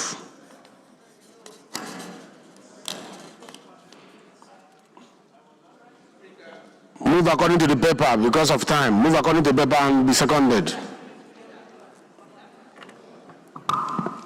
Mr. Speaker and my dear colleagues, I am Comrade Peter Ohiozoje Apatisi. I represent Akoko Edo Federal Constituency. I am from Edo State. Mr. Speaker, I move that the House will receive the report of the Nigeria Communications Commission. I so move, Mr. Speaker. Any seconder? Yes, I like the speed with which you raise your hand. Your Excellency, please second. Right Honorable Speaker, honorable colleagues, my name is Honorable Sani Egide Ibrahim, member representing Ajakuta Federal Constituency and from Conference State, Kogi State. I rise this afternoon to second the motion raised by my colleagues to submit a report. I so second. Thank you. Those in support of this motion say aye. Those against say nay. The ayes have it. Please, you may now proceed, Honorable Patterson, to lay the report.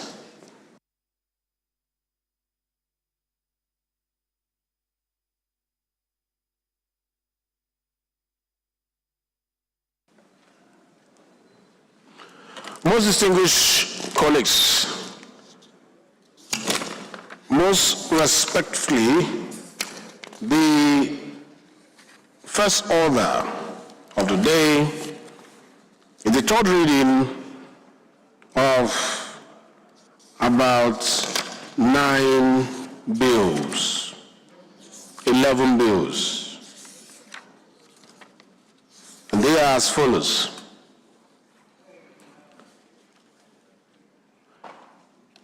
A bill for an act to amend the Federal Road Safety Commission Act 2007.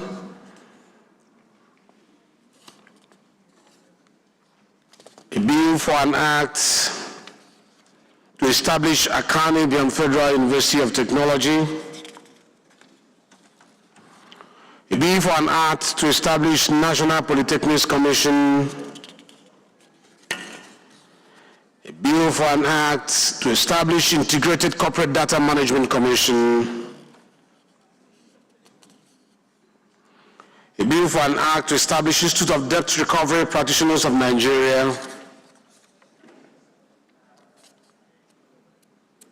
A bill for an act to establish Agro-Processing Export-Free Trade Zone, Yawa, North, Imeko, Afon, Ogun State. For related matters,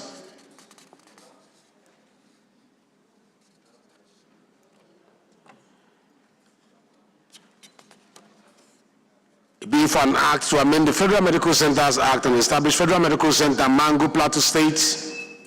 For related matters, a bill for an act to establish Federal College of Nursing Sciences, Magum, Plateau State. A bill for an act to amend the Federal Medical Centers Act 2022 to establish Federal Medical Center, Uluoke, Uzaire, Edo State, and for related matters.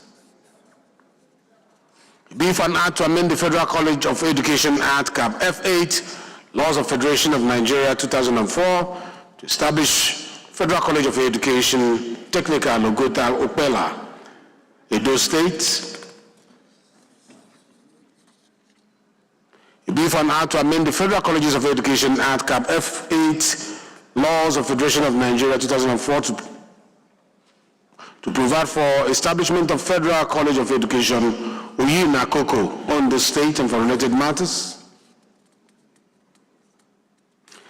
I hereby invite the Leader of the House to move that these bills be read the third time. Mr. Speaker,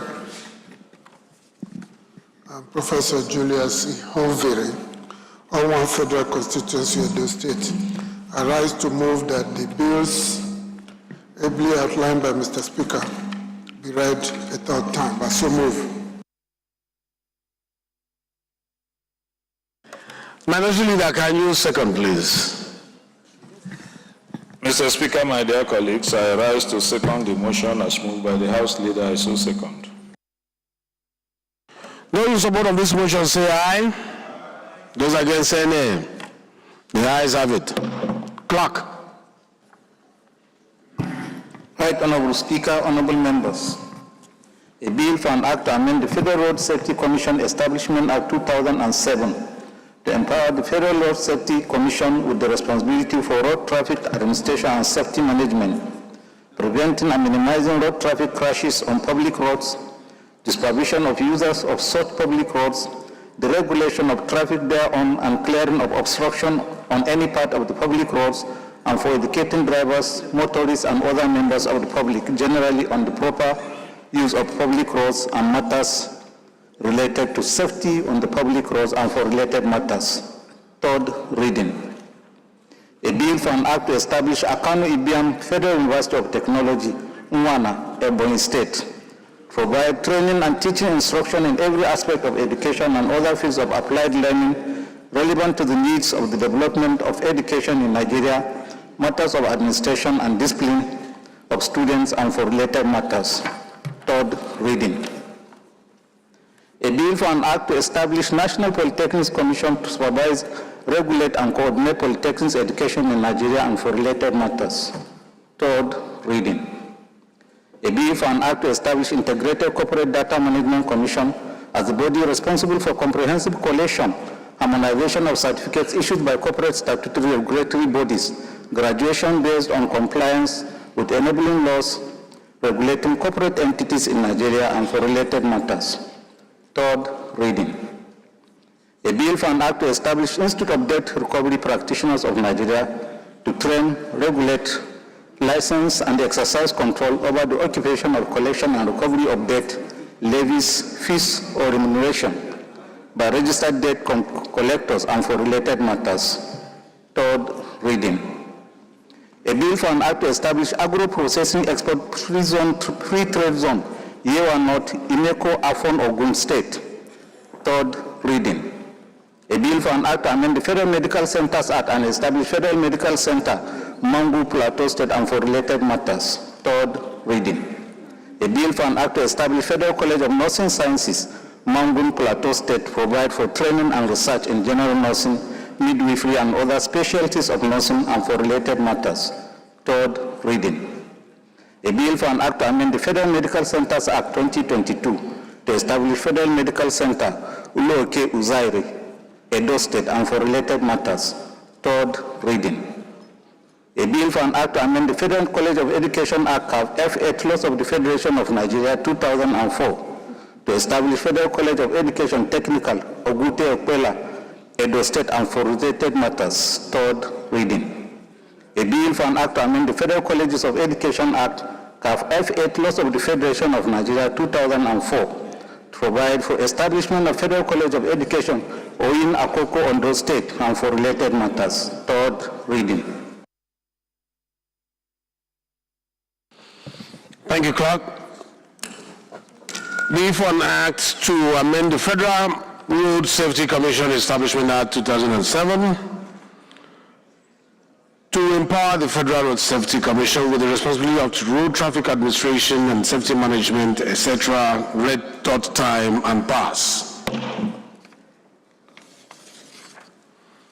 The bill for an act to establish Akano Ibiam Federal University of Technology, Wana, Ebonyi State, read third time and pass.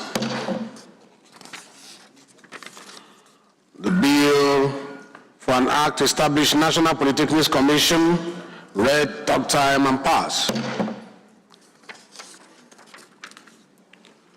The bill for an act to establish Integrated Corporate Data Management Commission, read third time and pass.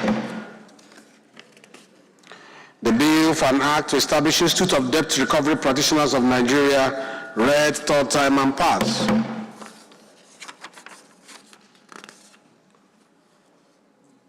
The bill for an act to establish agro-processing export-free trade zone, Yawa North, Imeko, Afon, Ogun State, and for related matters, read third time and pass.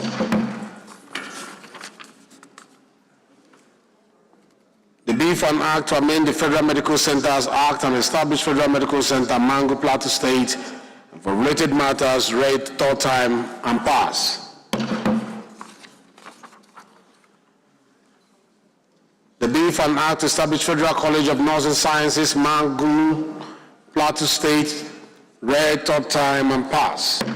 The bill for an act to amend the Federal Medical Centers Act 2022, read third time and pass.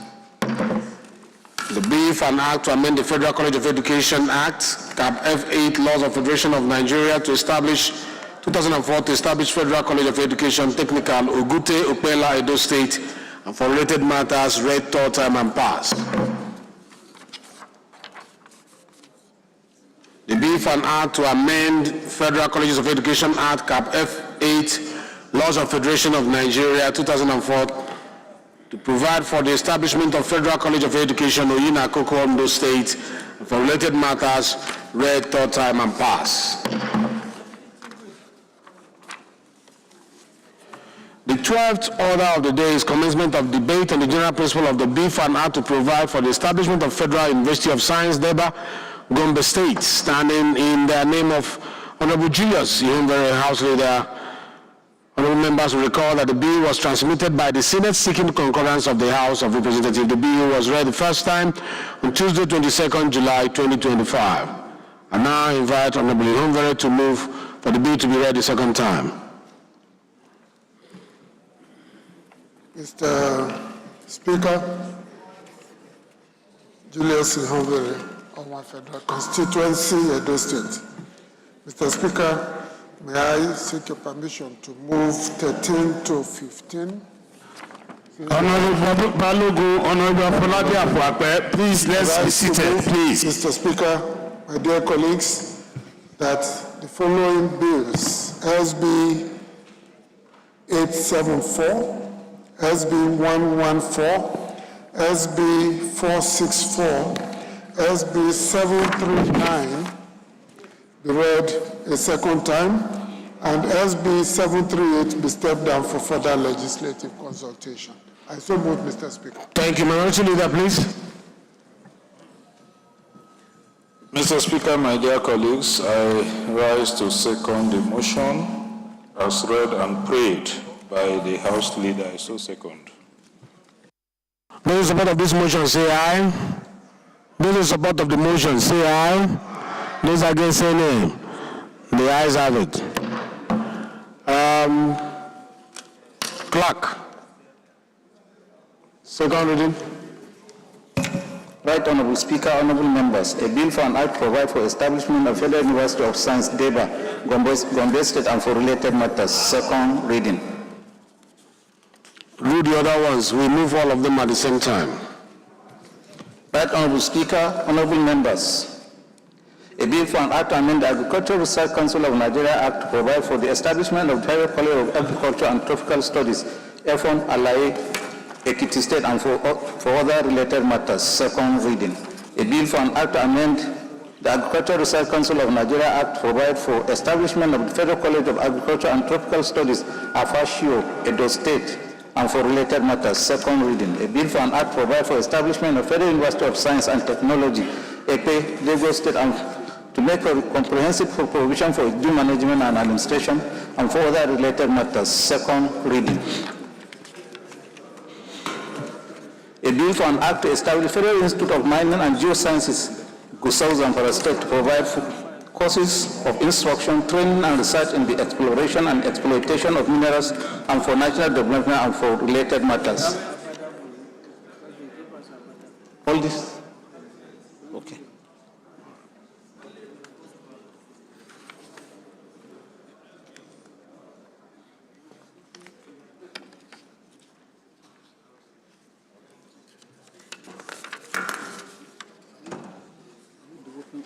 No, we're not doing Buffy. No, we're dropping on the 16th. We'll continue from Buffy. 17th. We're starting. We drop this, then I'll call them for this. Okay. So just do the second reading of those ones and stop. I'll continue from here. Right Honorable Speaker, honorable members, a bill for an act to establish Federal Institute of Mining and Geosciences, Gusau, Zamfara State to provide courses of instruction, training, and research in the exploration and exploitation of minerals for national development and for related matters. Second reading.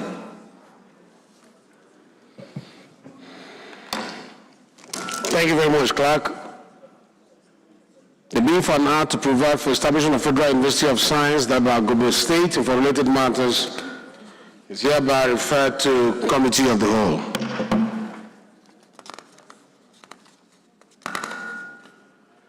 The bill for an act to amend the Agricultural Research Council of Nigeria to provide for establishment of Federal College of Agriculture and Tropical Studies in Ekiti State, and for related matters is hereby referred to the Committee of the Whole.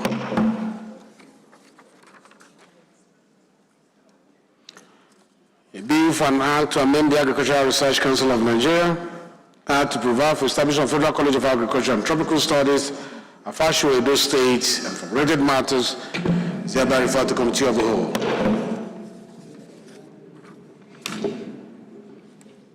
A bill for an act to provide for the establishment of the Federal University of Science and Technology at Lagos State is hereby referred to the Committee of the Whole.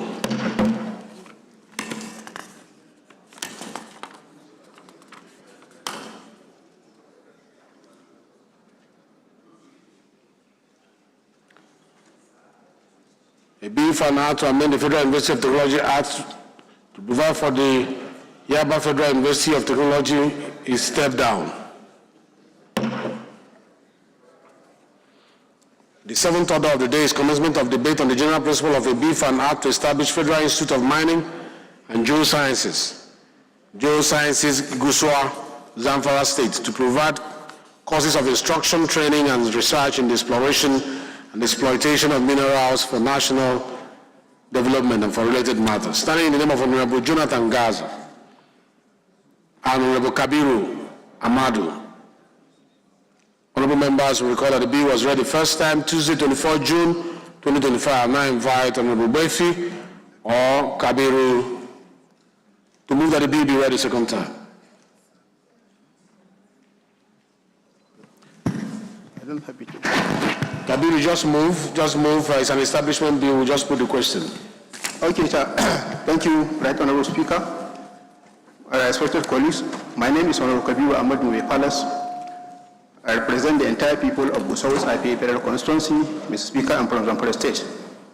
Mr. Speaker, I rise this afternoon to move that this bill for the establishment of the Federal Institute of Mining and Geosciences, Gusau, Zamfara State, to provide course of instruction, training, and research in the exploration and exploitation of minerals for the national development and related matters.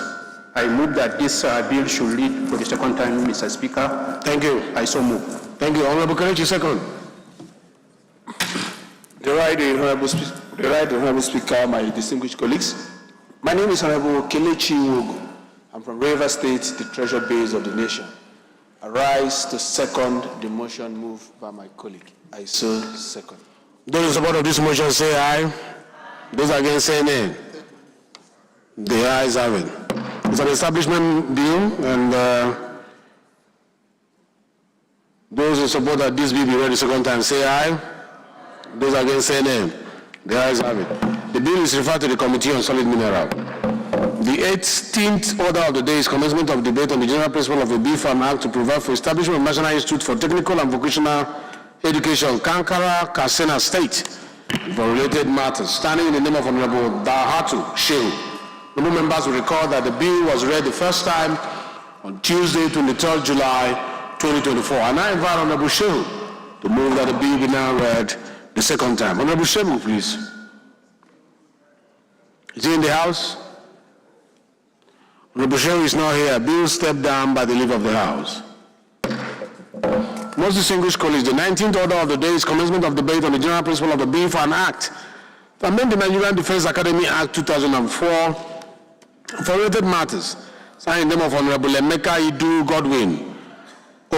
Honorable members will recall that the bill was read the first time on Wednesday, 25th September 2024. And I invite Honorable Idu to move that the bill be read the second time. Thank you, Mr. Speaker. Honorable colleagues, I still remain Honorable Engineer Emeka Idu G.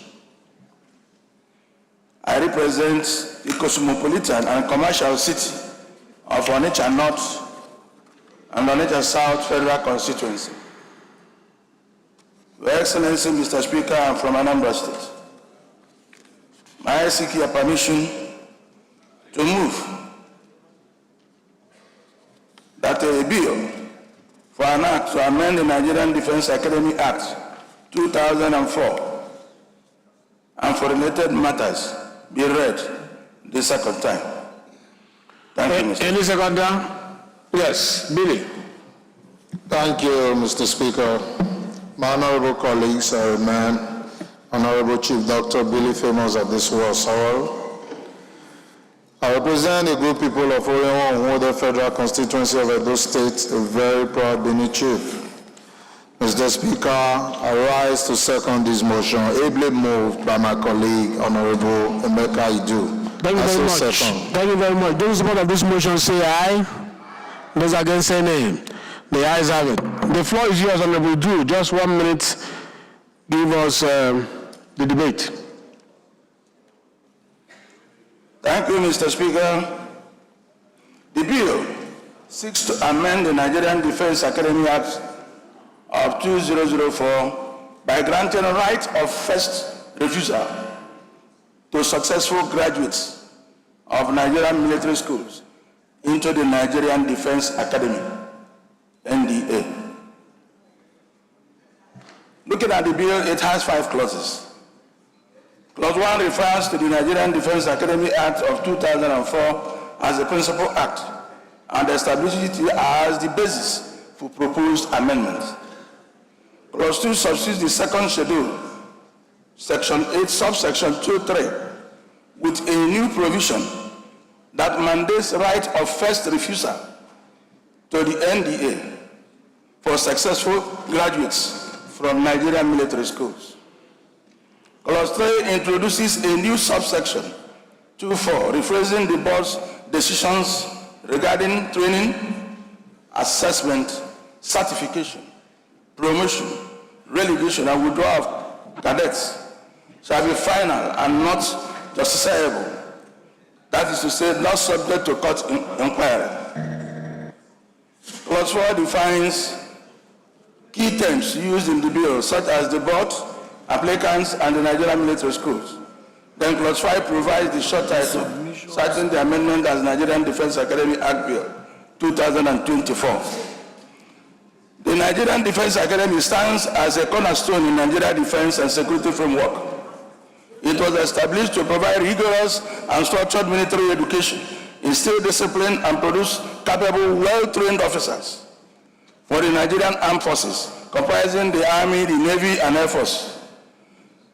Since establishment in 1964, it has played a foundational role in Nigerian defense strategy, integrating a blend of academic and tactical education to produce skilled officers who are not only combat ready, but also equipped with leadership and strategic capabilities essential for Nigerians' public security needs.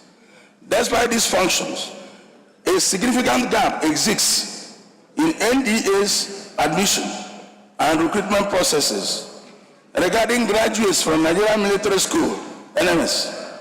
Currently, these graduates who have already received foundational military education and training and wish to pursue military careers face entry restrictions at the NDA.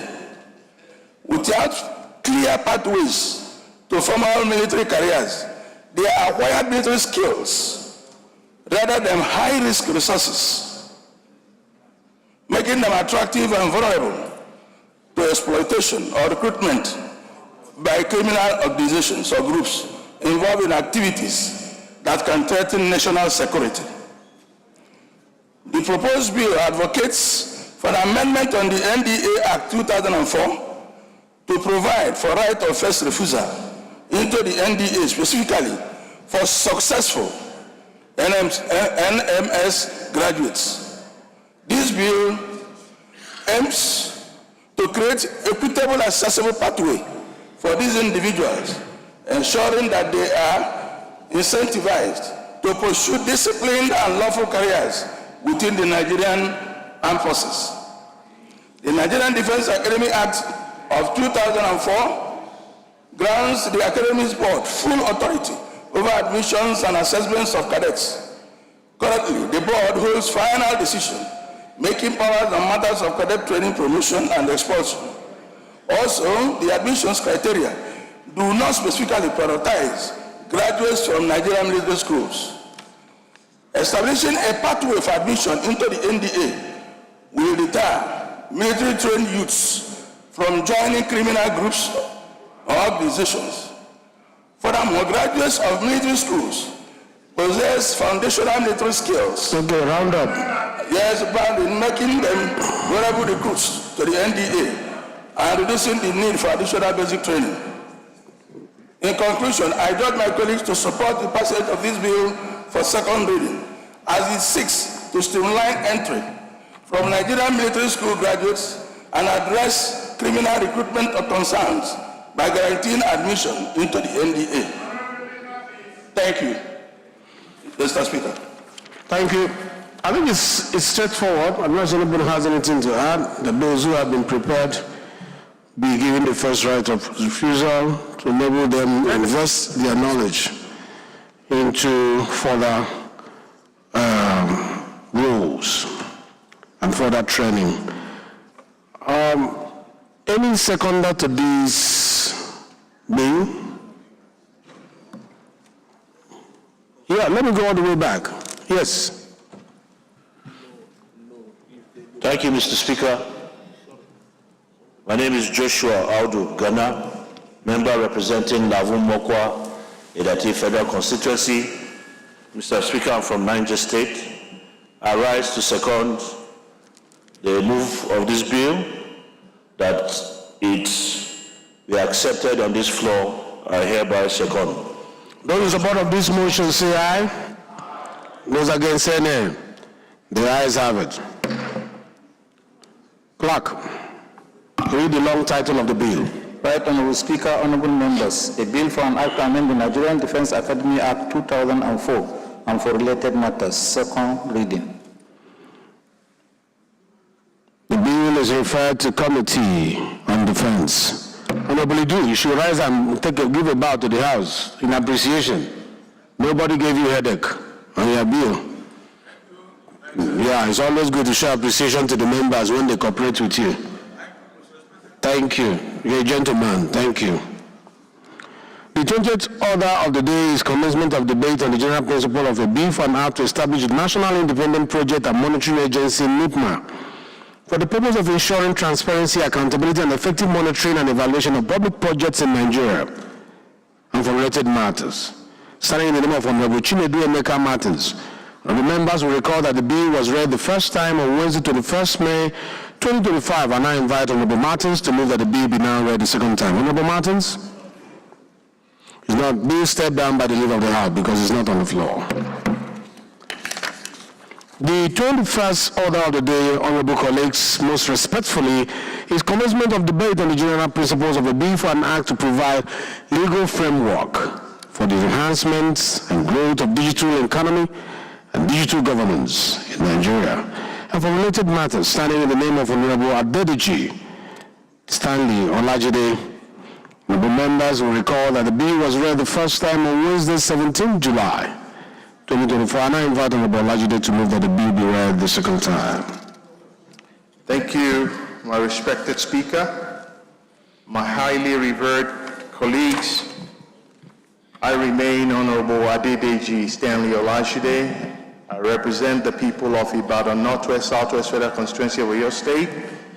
Mr. Speaker, and my respected colleague, permit me to lead the debate on the general principle on a bill for an act to make provision for the establishment of national digital economy and e-governance bill. I so move, Mr. Speaker. Any seconder to this motion? Yes, sir. Eze. Thank you. Thank you, Mr. Speaker. Revered colleagues, Eze, Nwachukwu Eze is my name. Mr. Speaker, I'm from the fastest and most peaceful state in Nigeria, salt of the nation, Ebonyi State. I arise in view of its importance to nation's development. I arise to support the motion that this bill be taken for the second time. I so move. Thank you. Those in support of this motion say aye. Those against say nay. The ayes have it. The floor is yours, Olajide. Make it very brief, please. Thank you very much, Mr. Speaker. My respected colleagues, I remain Honorable Adedeji Stanley Olajide. I represent the people of Ibadan Northwest Southwest Federal Constituency of Oyo State. In the interest of time, Mr. Speaker, honorable colleagues, you will further recall that this bill was read the first time on the floor of this chamber on Wednesday, 26 July 2023. The bill seeks to establish an organized and all-inclusive legal framework for the development and regulation of national digital economy and e-governance system as a critical step and tactical pillar for 21st century governance, economic diversification, national competitiveness, harnessing the potential of our digital economy, promote innovation, drive inclusive growth, and enhance service delivery, thereby positioning Nigeria as a key player in the global digital space. Permit me to move quickly to the general benefit of this all-important bill. This bill is expected to deliver the following transformative impact. Number one, enhance Nigeria's ease of doing business through legally recognizing and paperless transaction, enhance governance by eliminating administrative inefficiencies and reducing corruption through transparent digital processes, build public trust by enabling secure, transparent, and user-friendly government services, propel innovation by providing regulatory clarity, enabling environment for digital entrepreneurs.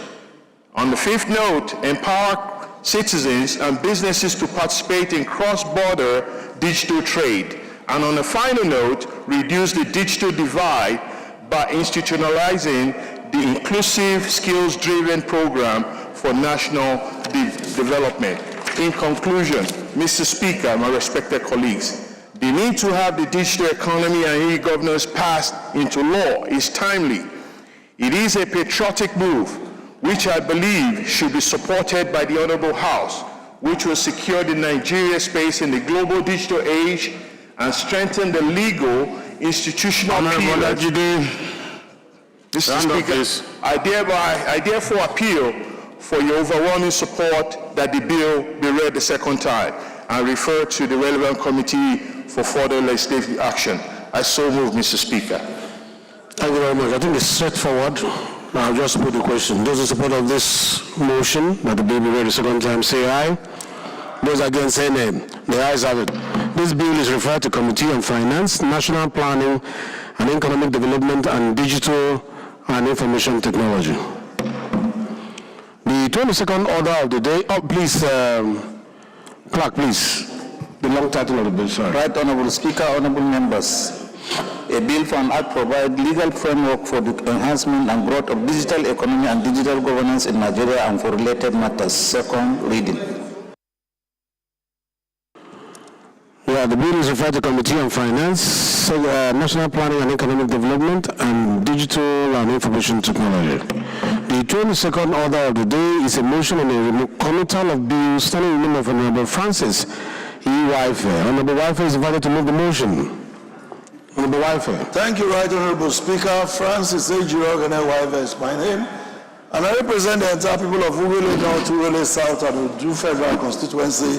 I am from Delta State. I rise to move for the recommittal of the following bills: Export Prohibition Act Repeal Bill 2025, HB 2460, and Federal Medical Center Act Amendment Bill 2025, HB 2406. The House notes that pursuant to Order 12 Rule 17A, B, C, and D of the standing orders, the House may, upon being gazetted or circulated, consider in the Committee of the Whole, without commencing de novo, the bills whose report were presented by the committee before consideration, passed by the House and forwarded to the Senate for concurrence, for which no concurrence was made or negative, passed by the House, by the Senate and forwarded to the House, for which no concurrence was made or negative, or passed by the Presiding Assembly and forwarded to the President for assent, but for which assent or withholding thereof was not communicated before the end of the tenure of the Presiding Assembly. The House also notes that the aforementioned bills were passed by the Presiding Assembly and forwarded to the President for assent, but for which assent or withholding thereof was not communicated before the end of the tenure of the last Assembly.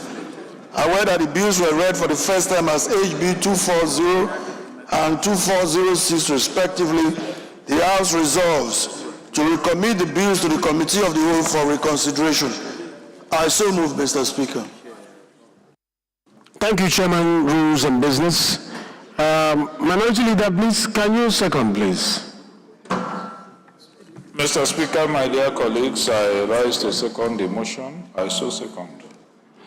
Those in support of this motion say aye. Those against say nay. The ayes have it.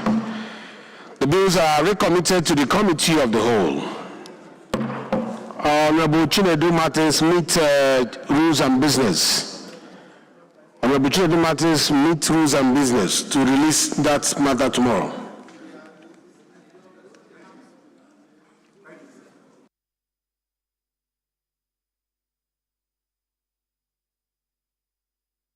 The 23rd order of the day is a motion on need to commit funds for the construction and completion of Kishi, Kayama Nibusa, and Kayama Kasubusu Road in Oyo, Kwara, and Niger State, standing in the name of Honorable Muhammad Omar Bio.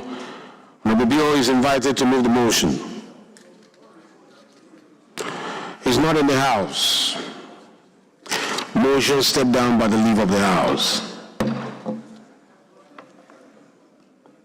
The 24th order of the day is consideration of report of the Ad hoc Committee on Rivers State on the bill for an act to authorize the issue from the Rivers State Government Statutory Revenue Fund of Rivers State accounts total sum of 1,485,662,592,444 naira only, while the sum of 256,493,694,639 naira only is for personnel costs.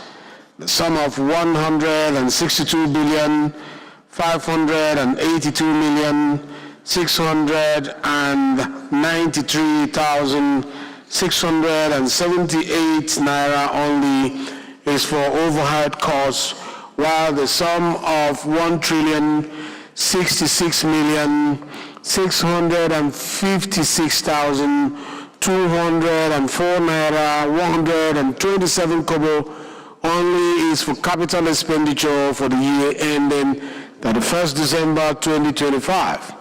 The members will recall that the report was laid on Tuesday, 22nd July 2025. Honorable Ihonvere will move for consideration of the report. Thank you very much, Mr. Speaker. We appreciate the opportunity. I rise to move that the House will consider the report of the ad hoc committee on River State for a bid for an act to authorize the issuance from the River State Government Statutory Fund of the River State account in the sums clearly and very loudly articulated by the chairman, by the speaker moments ago, that this be considered by the Committee of Supply. I so move.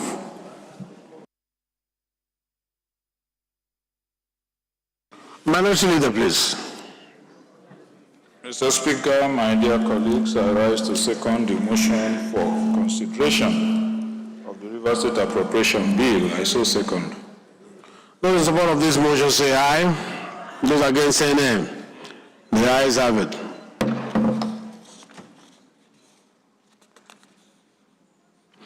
Leader, please move that the House resolves into Committee of Supply. Thank you, Mr. Speaker. Julius Ihonvere, Owo Federal Constituency, Edo State. I rise to move that the House will resolve to Committee of Supply to consider the report before it. I so move. Minority Leader. Mr. Speaker, I rise to second the motion. I so second. Those in support of this motion say aye. Those against say nay. The ayes have it.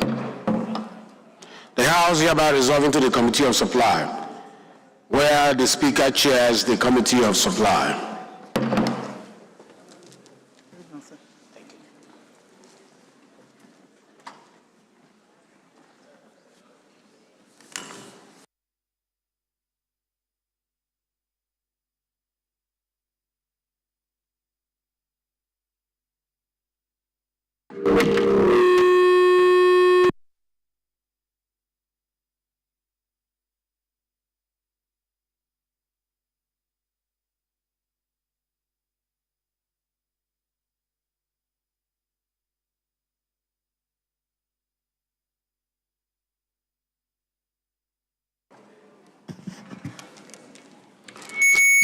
Most distinguished colleagues, the report to be considered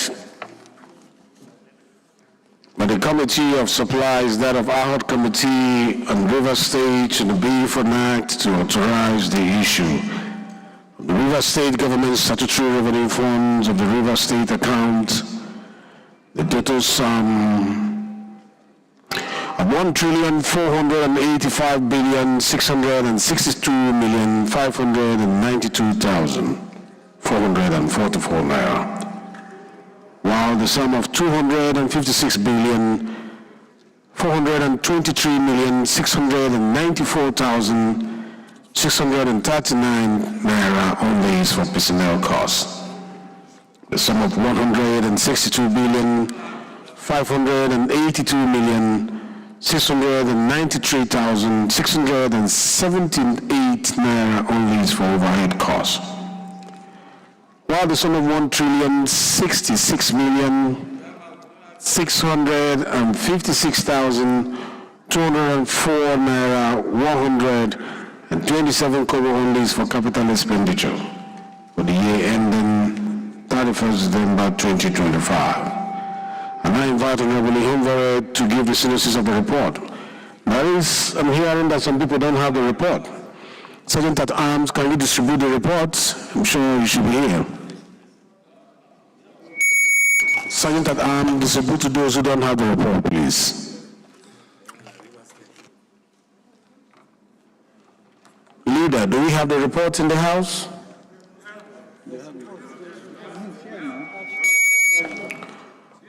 Okay. You just came now. Maybe that's why you didn't. Okay, give a copy to him, please. All right, having resolved that, the leader of the House, the floor is yours to give the synopsis of this bill. Make it as quickly as possible. Thank you, Mr. Chairman. The ad hoc committee spent a long time perusing the figures and the budget as was presented. Corrections were made, information sought and supplied, and we made some adjustments to the budget in the interest of the people of Rivers State. Essentially, there are recommendations 1 to 3, where we moved certain sums. We removed money meant for security surveillance, renewable power, and purchase of gunboats, almost 30.5 billion, so 35 billion. Another 35 billion was removed from an 85 billion security vote, and these were reallocated in the interest of the people in more impactful structural projects that would serve the people. 25 billion for internal roads, another 25 billion for internal roads, and another 20 billion for internal roads selected local governments and rural communities of the state. We unanimously agreed on these adjustments and so present. Thank you, Mr. Chairman. Okay. Thank you very much. I think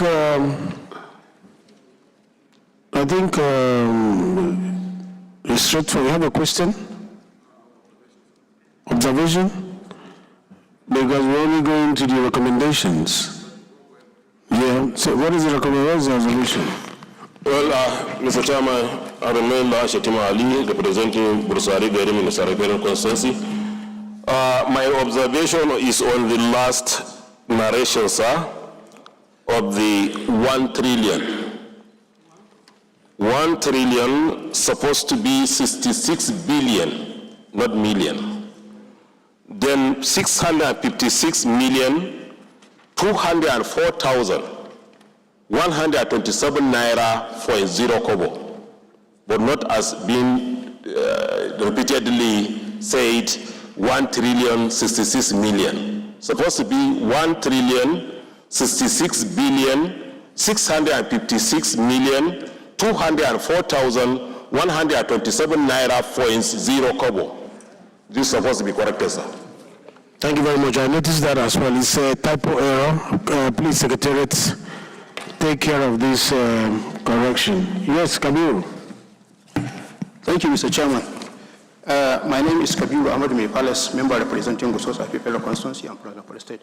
Mr. Chairman, I have a question I want to ask for number 3AB, 25 billion allocated for the completion of phase 1 road. We have not gotten there because I'm going to say recommendation 1, and then if you have anything to say about recommendation 1, you say 2, you say 3, you say. Okay. So wait until we get there. Thank you. Thank you very much. Mr. Chairman. Yes, please. Thank you, sir. Thank you, sir. The observation I want to make is to ask about terminal date for this budget, if it was considered, because I can't find it. Perhaps the chairman of the committee will throw more light, because the emergency rule has a terminal date which we agreed, so we should tie the budget to the period of emergency, sir. The question is whether this is an emergency budget or River State appropriation bill. That is the question. And from the report I have here, it addresses your question. It says, report of the 2025 River State appropriation bill, which means it's an annual budget.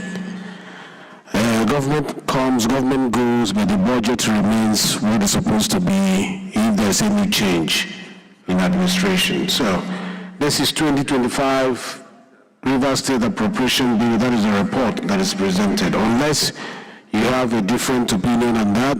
Leader, you have anything to say to that effect? Mr. Chairman, you are right on the mark. Government is a continuum. They come and go. We can't do a budget for the next 2 months or 1.5 months remaining for the expiration of the emergency rule. When the House of Assembly is restored, they have the constitutional rights to take this budget and take a second look at it. If the figures are small, they can amend it through supplementary budgets, but it's the same government of Rivers State. Thank you, sir. Thank you very much. Still on this issue? Yes. Yeah, let me hear you. Mr. Chairman, my dear colleagues, we came in as a rescue mission, and we even gave terminal date for this administration. The essence of the budget is to allow the administration, this interim administration, to run, and thereafter a democratic structure will be put in place. So if the administration has a terminal date, it is only proper that we allow this budget to terminate with the administration. If there is an extension, which we do not pray for, then the administrator should come back to this parliament to renew the budget. And then if he leaves, the elected governor will have the opportunity to go back to the state assembly to do a budget, sir. It will not be proper for us to do the budget and allow it to exceed the lifespan of the administration that we're working for. That's my opinion. Okay, Honorable Russell. Fellow colleagues, my name is Ahmed Idris, representing Wase. Mr. Chairman, fellow colleagues, I think the committee also pondered on this particular aspect. And if we were to consider that we should now do just a budget for within the period of the administrator, it will have mean now to only look at the thing that will make him function in his office. And then the infrastructure aspect will have a deficit. And that will mean putting Rivers State in problem and danger. And the running cost, and I remember we did ask about the allocation and whatever, so to support whatever we're going to do. For me, Mr. Chairman, as per colleagues, we have to allow this budget go for the year. Like my chairman did mention, the assembly have the right on resumption to look at what we have done. We are acting as, or we are functioning as Rivers Assembly. So if we are functioning as Rivers Assembly, we have to act as Rivers Assembly, and that means making a budget for the year. Thank you very much, sir. Thank you very much. Honorable Isiaka, you are raising your hand. Well, thank you very much, Mr. Chairman. As much as I don't like to disagree with my honorable colleague, my brother, Honorable Chinda, see, budget, by any definition, even dictionary, is usually income and expenditure for a certain specific period of time. And the tradition is 1 year, traditionally. It may not now necessary, but we are not preparing impress for the administrator to spend. And government is continual. At any time, like you have rightly said, we do not pray for any extension, but if it becomes inevitable, so now what do you now ascertain for capital expenditure, for personnel cost, or for overhead? Yes, it's there, but we cannot, when they have brought a budget of 1.something trillion, we're now saying they should, within 2 months, they should go and, because once it's approved, which means you are saying you should go and spend it within 2 months. But that is what I'm trying to explain, sir, which is not, I mean, once it's approved here, and we now say spend it within so period, that is not there. What about the one he's been spending before now? And who knows, maybe tomorrow, the emergency rule may be terminated. Are we now saying the House of Assembly should now start de novo for new budget They can just review and make amendments to whatever, because that will become law once we pass it. That's my position, sir. All right, thank you. Yamba, you raising your hand. Thank you, Mr. Chairman. I remain Doda Zakari, a Yampra member representing the people of Madagali Michika Federal Constituency. Mr. Chairman, as an accountant, the rules require that we run a budget for 12 months. That's the budget. And in this house, we know that usually government change 29 of May in this country, but we have never decided to cut our budget just to be within the time frame of another administration committee.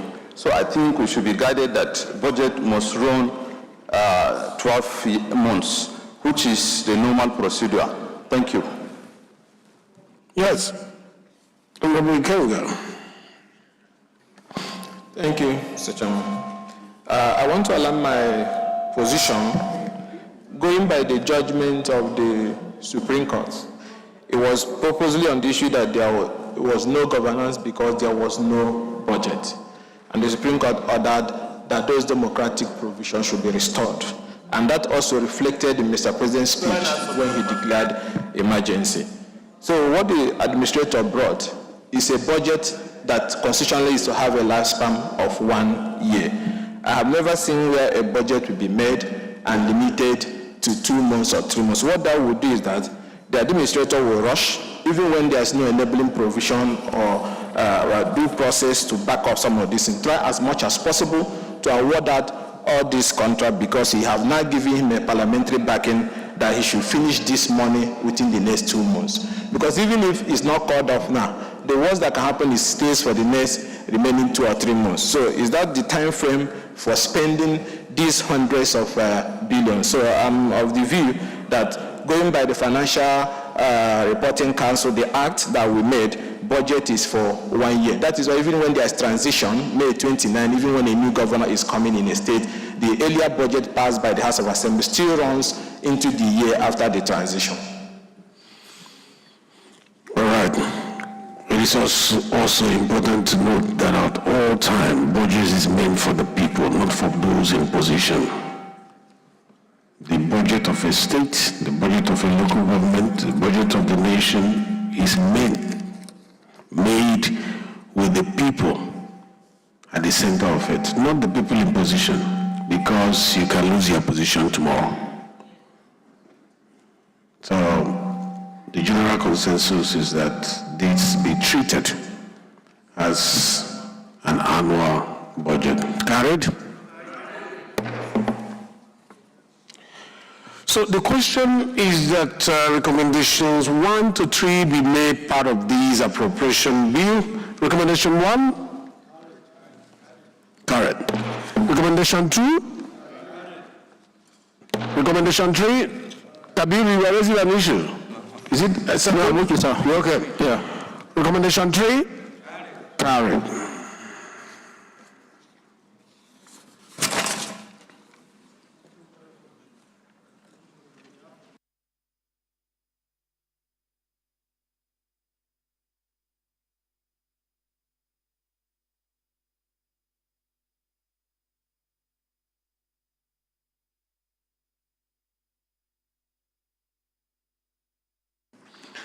Leader, please move that the House reverts to plenary to report progress from the Committee of Supply. Thank you very, very much, our very dear Chairman. I rise to move that the House do revert to plenary, and for the Chairman acting as Speaker to report progress to the House. I so move. Major Leader, please. Mr. Chairman, my dear colleagues, I rise to second the motion. I so second. Those in support of the motion that we revert to plenary to report progress from the Committee of Supply, say aye. Those against, say nay. The ayes have it. The House hereby reverts to plenary to report progress.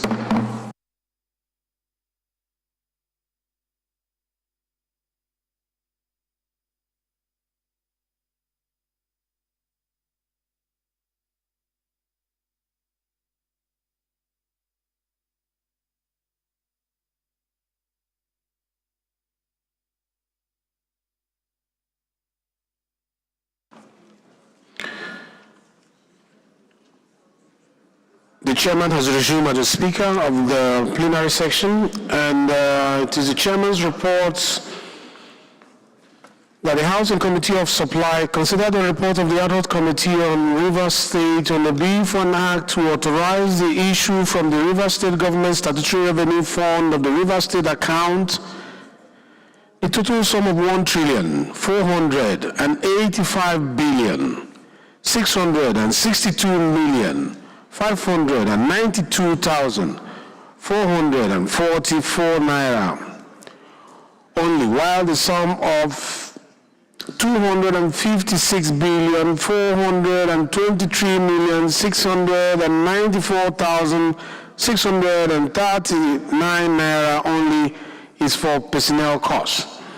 The sum of 162,582,693,678 naira only is for overhead costs, while the sum of 1,656,204,127 kobo only for capital expenditure for the year ending 31st December 2025.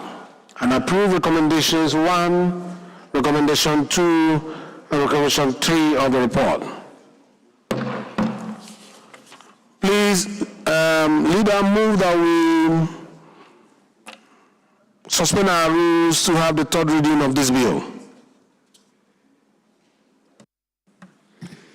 Mr. Speaker, I rise to move that we suspend our relevant rules in order to have a third reading of the bill. I so move.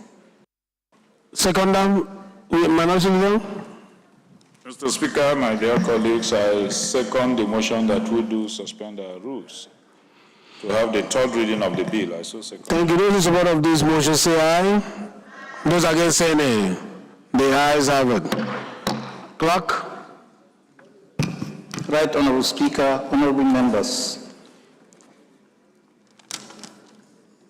A bill for an act to authorize the issue from the Rivers State Government Statutory Revenue Fund of the Rivers State account the total sum of 1,485,662,592,444 naira only, while the sum of 256,423,694,639 naira only is for personnel cost. The sum of 162,582,693,678 naira only is for overhead cost. The sum of 1,066,656,204,127 naira only is for capital expenditure for the year ending 31st December 2025. Third reading. Honorable colleagues, the bill for an act to authorize the issue from the Rivers State Government Statutory Revenue Fund of the Rivers State account the total sum of 1,385,662,592,444 naira read third time and pass.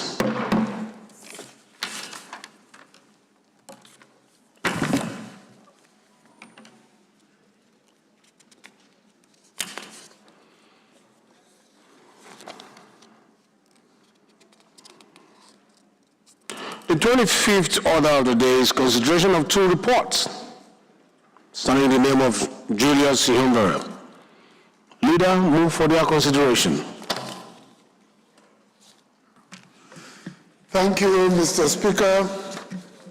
I rise to move that the 25th and 26th orders of the day, HB 271 and HB 2460, be considered by the Committee of the Whole. I so move.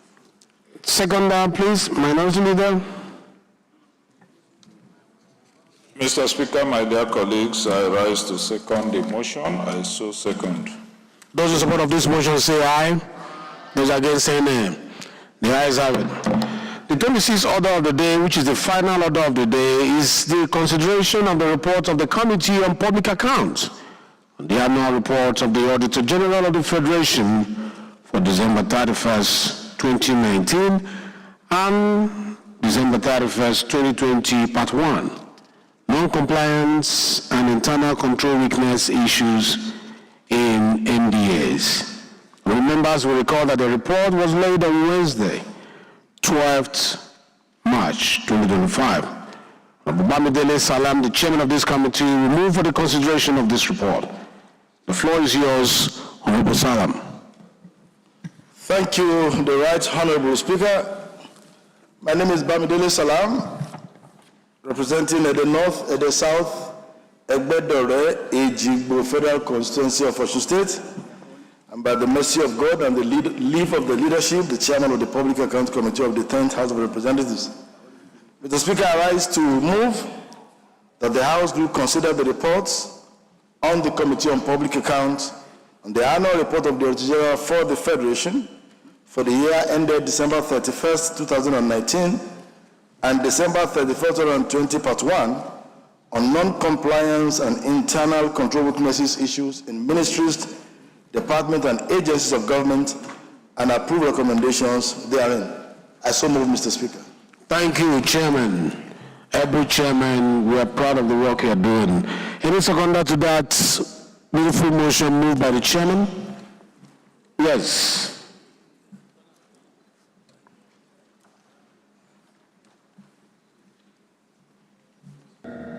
Thank you, Right Honorable Speaker, honorable colleagues. My name is Julius Babos Opondi. I represent the very good pool of Putu Federal Constituency, Mr. Speaker. I'm from Delta State. I rise to second the motion, ably moved by my colleague. I so second, Mr. Speaker. Thank you. Thank you, Honorable Julius, the chairman of South-South Development Committee of the House of Representatives. Those in support of this motion that have been moved and seconded, say aye. Those against, say nay. The ayes have it. Leader, please move that the House resolve into Committee of the Whole to consider these reports. Thank you, Mr. Speaker. I rise to move that the House do resolve to Committee of the Whole to consider the reports before it. I so move. Seconder, Minority Leader. Mr. Speaker, my dear colleagues, I rise to second the motion. I so second. Those in support of this motion say aye.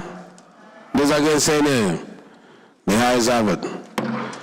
Before resolving to the Committee of the Whole, let me announce that the bill on digital economy will be led by the Committee on Digital Economy, Digital and Technology, by DDG. The House hereby resolved into Committee of the Whole.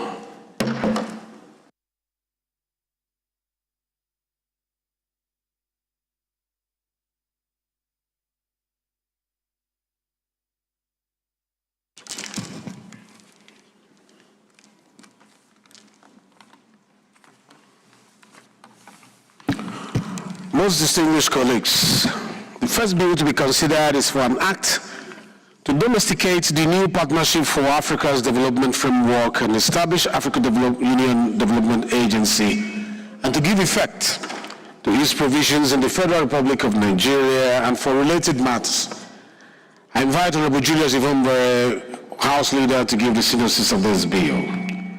And while you are standing, I will also want you, for the sake of time, because it's under your name, to also give us the synopsis of the second bill, which is for an act to repeal the Export Prohibition Act, CAB E22, Laws of Federation of Nigeria 2004, and for related matters. So the floor is now yours. Thank you very much, Mr. Chairman.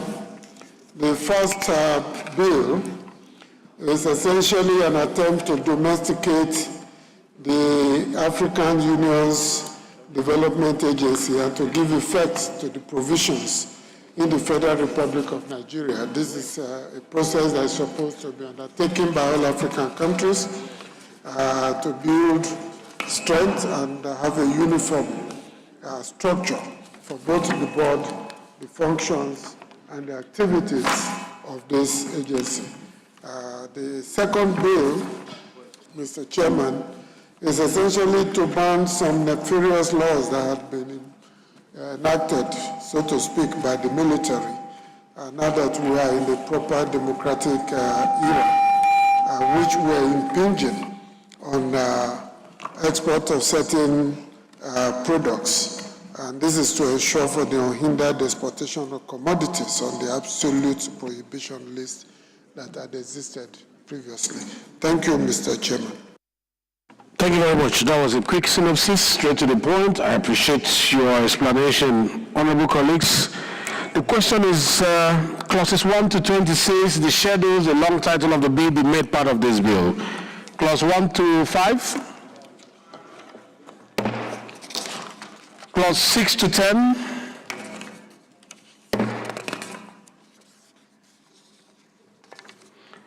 Clause 11 to 15.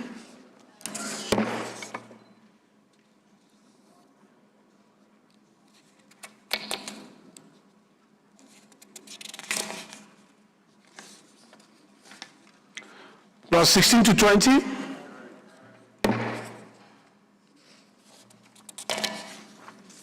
Clause 21 to 26. 21 to 26. The shadows.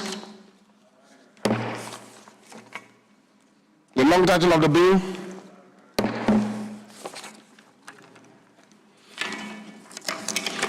On the second bill, the question is that clause 1 to 2, responsive memorandum and the long title be made part of the bill. Clause 1 and 2? Yes, please. Chairman, sir, with due respect, my name is Ahmed Idris, representing Waseferi constituency. Mr. Chairman, I think for fairness and for us to be carried along, those laws that are being repealed, what are they about? We need to know. It just says Export Prohibition Act E22 laws of the Federation of Nigeria is hereby repealed. What does it contain? What are the issues on that law, sir, under the law, sir? The items. Right of replies to the leader of the House. We offer it to you. The platform is yours.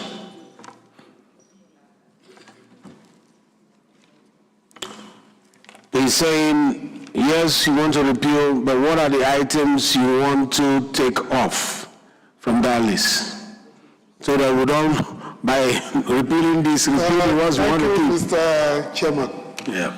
I've consulted with rules and business, and the items that were there, which were in the so-called absolutely banned list, included beans, maize, rice, yam tuber, and all imported food items which are being re-exported were banned under the military. So this one is to repeal that particular act or decree in order to open it up for general commerce and commercial transactions. Not quite very okay, sir. If these are the items that are under prohibition, sir, food security is very important. And as of today, we are not yet in a position to produce for this country, let alone to export rice. Till tomorrow, we are still importing, sir. And we are not encouraging our local farmers in any way. They don't do in the production. First, is the food security for me is very, very important. What do we do to sustain the living of our member citizenships in this country, sir? Yeah. Food security, very important. Although we have passed the level of debate, this argument is supposed to have come during the debate, but all the same, this is the kitchen where we prepare all legislation. If we see the one that will be injurious to us, we will even suspend our rules to make sure that we protect our nation, if need be. You want to respond to that, Chairman, Rules and Business? Yeah, thank you very much. His question is, why are we exporting? Thank you very much, Mr. Chairman. Francis Ejurogane, YVS, my name, Ugele North, Ugele South, Udu Federal Constituency. Mr. Chairman, the ECOWAS Treaty now makes export of food across the West African sub-region an easy thing and everyday going event. And then the AGOA, the African Growth Opportunities, have also created another window. And as we speak, this is being exploited across the country. If you go to Niger State, Benue State, you see trucks with Burkina Faso numbers, Benin numbers, Ghanaian numbers, taking our food stuff. In fact, most of the yam exported out of Ghana are of Nigerian origin. So this thing is already taking place. This is just to give a legal bite to it. And it will help our farmers when their goods are being competitive in the international market. It will increase their zeal to produce more, and then it will increase production generally. I think we should go on with the consideration. I so submit, Mr. Chair. Do you want to reply to that?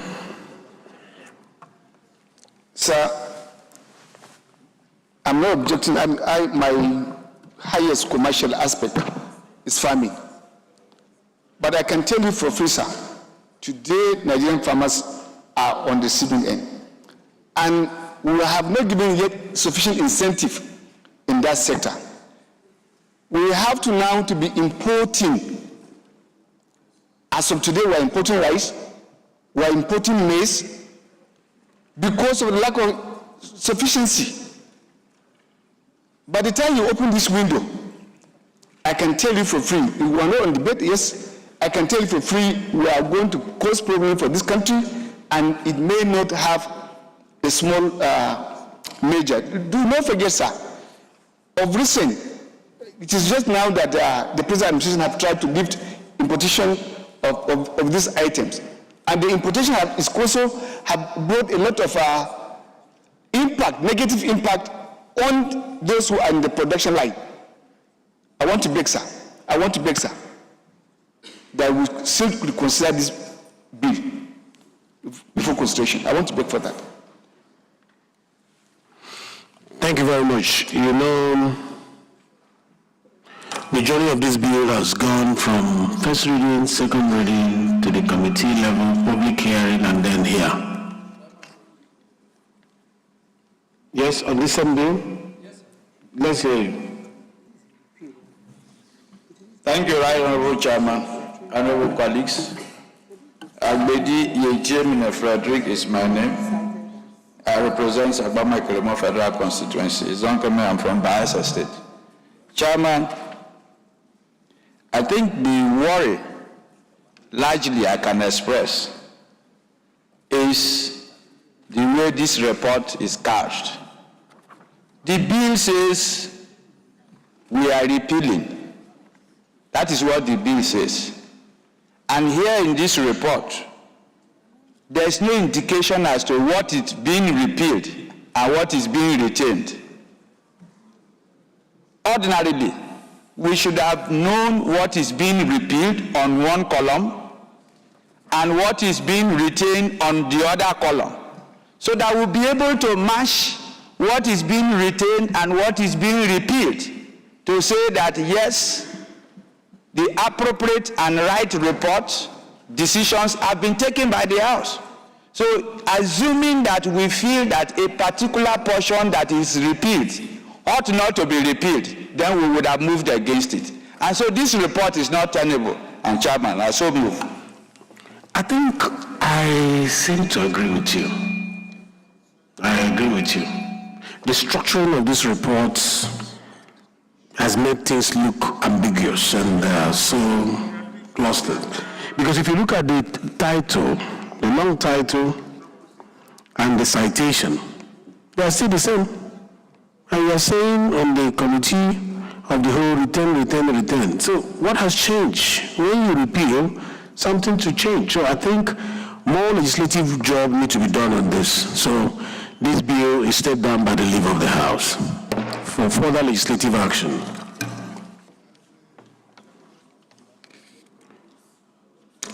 Honorable colleagues, the report to be considered is that of the Committee on Public Accounts. The annual report of the Auditor General for the Federation for December 31st, 2019 and December 31st, 2020. Part 1, non-compliance and internal control weakness issues in MDAs. And I invite our able Chairman, Bamidele Salem, to give the synopsis of the report. Thank you very much, Mr. Chairman. Bamidele Salam, at the north and the south, Egbedore Jigbofera constituency of Osho State. Mr. Chairman, by virtue of the inherent powers of this House in the Nigerian Constitution and the powers donated to the Public Account Committee of the House via the standing orders of the House received the report of the Auditor General for the Federation for the years 2019 and 2020. Mr. Chairman, it will interest the House to note that the 2019 report was considered partly by the 9th Assembly of the House of Representatives, and the report was only concluded by the 10th House of Representatives. The report we are presenting today covers 35 ministries, departments, and agencies which had queries issued by the Auditor General for the Federation on issues of non-adherence to specific laws, regulations, and policies governing administration of public funds. The same thing, the 2020 report, which was laid by the Auditor General for the Federation more than 1 year ago, had been considered partly. The reports we are bringing on 2020 are reports of about 19 agencies, while the second part of the 2020 report will be laid later. Mr. Chairman, I just want to say that all these agencies that were queried by the Auditor General for the Federation were given the opportunities of fair hearing to appear before the Public Account Committee, their chief accounting officers, while the Auditor General presents the facts behind those queries. A good number of the MDAs were cleared of the queries, but also some others were found guilty as charged by the General for the Federation, and recommendations contained, the 2019 recommendation is contained on page 63, from page 63 of the report, where you have the general recommendation, listing each of those agencies and then itemizing the recommendations for the consideration of the House. While the recommendations for the 2020 report are contained on pages 274 to page 285 of the report before the House for consideration. It is a humble plea that the House do consider these recommendations and adopt them as the House may consider appropriate. Thank you, Mr. Chairman.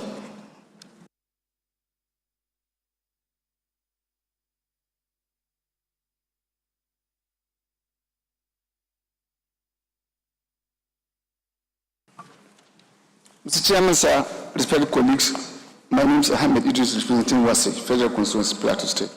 Mr. Chairman, first I want to thank the Chairman of Popular Accounts Committee for presenting a report for us to consider. I suppose it's history, and I want to thank you, the leadership, for enabling environment. Mr. Chairman, this is a very sensitive document. But so, General's report are in volumes, normally presented. This is not bill or motion. It's Auditor General's report. I appreciate their work as a committee and want to thank them for what they have done. But if you look at the framework of what they have given us, after the query, mostly is summary. Summary. And if I'm going to pass a judgment, because that's what the Parliament is expected to do, and I want to commend, I want to thank him.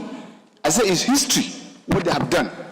We should make a judgment that all of us should go to sleep, that what we have passed, I'm convinced of what I have done.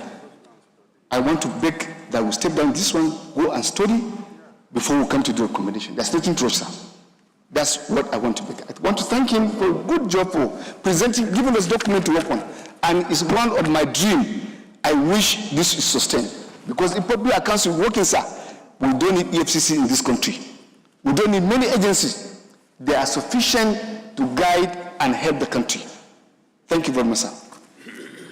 Thank you. Ishaka, please. Honorable. Thank you very much, Mr. Chairman. Ibrahim Ayokone Ishaka.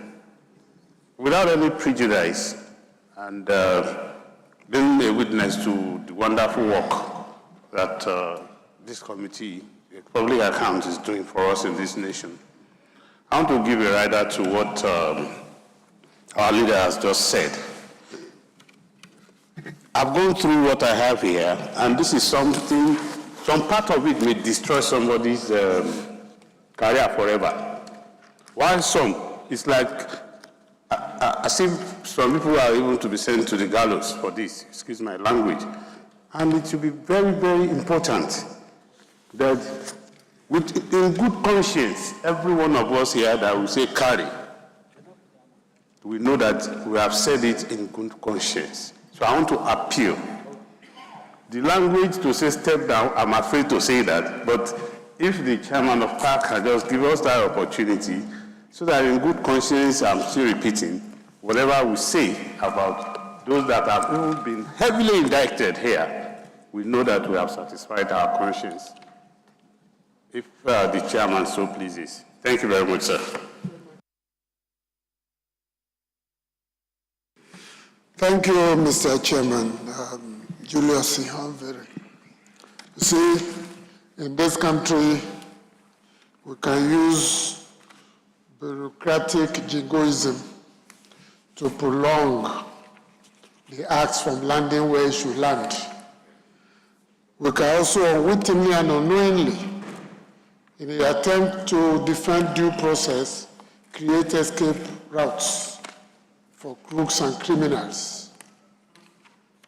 Millions of Nigerians are wallowing. You go to the police college, budgets are passed regularly, money released. You are training people who are going to end up, most likely, as contributing to crime. You go to our secondary schools, even our universities, like Honorable Fulata said during the open week of NAS. A university may get 5 billion allocation, but they raise 10 million internally, and they cannot account for 40% of how they spent that money. Yet these are intellectuals too, or top administrators. Our rules are bad. It's not that money is not released at all. So I think Bamidele Salam has done a yeoman's job. He has shown that this committee can work, not just talk, but also bite. He has shown that in this parliament, when we set up committees to work and they devote as much time as he has devoted, results can come out. Yes, we may not have the capacity to prosecute, but I read through some of them. He didn't say these people, they'll be found guilty, that to refund this.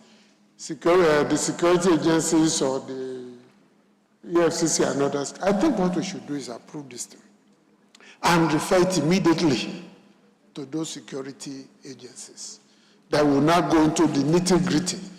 Otherwise, I can assure you, Mr. Chairman, all the agencies, all of them will escape, nothing will happen. That's what has been going on in this country. Why is it that somebody chairs security and meeting and comes out to become a traditional ruler or a chief or establish a private university? EFCC is recovering whole universities now.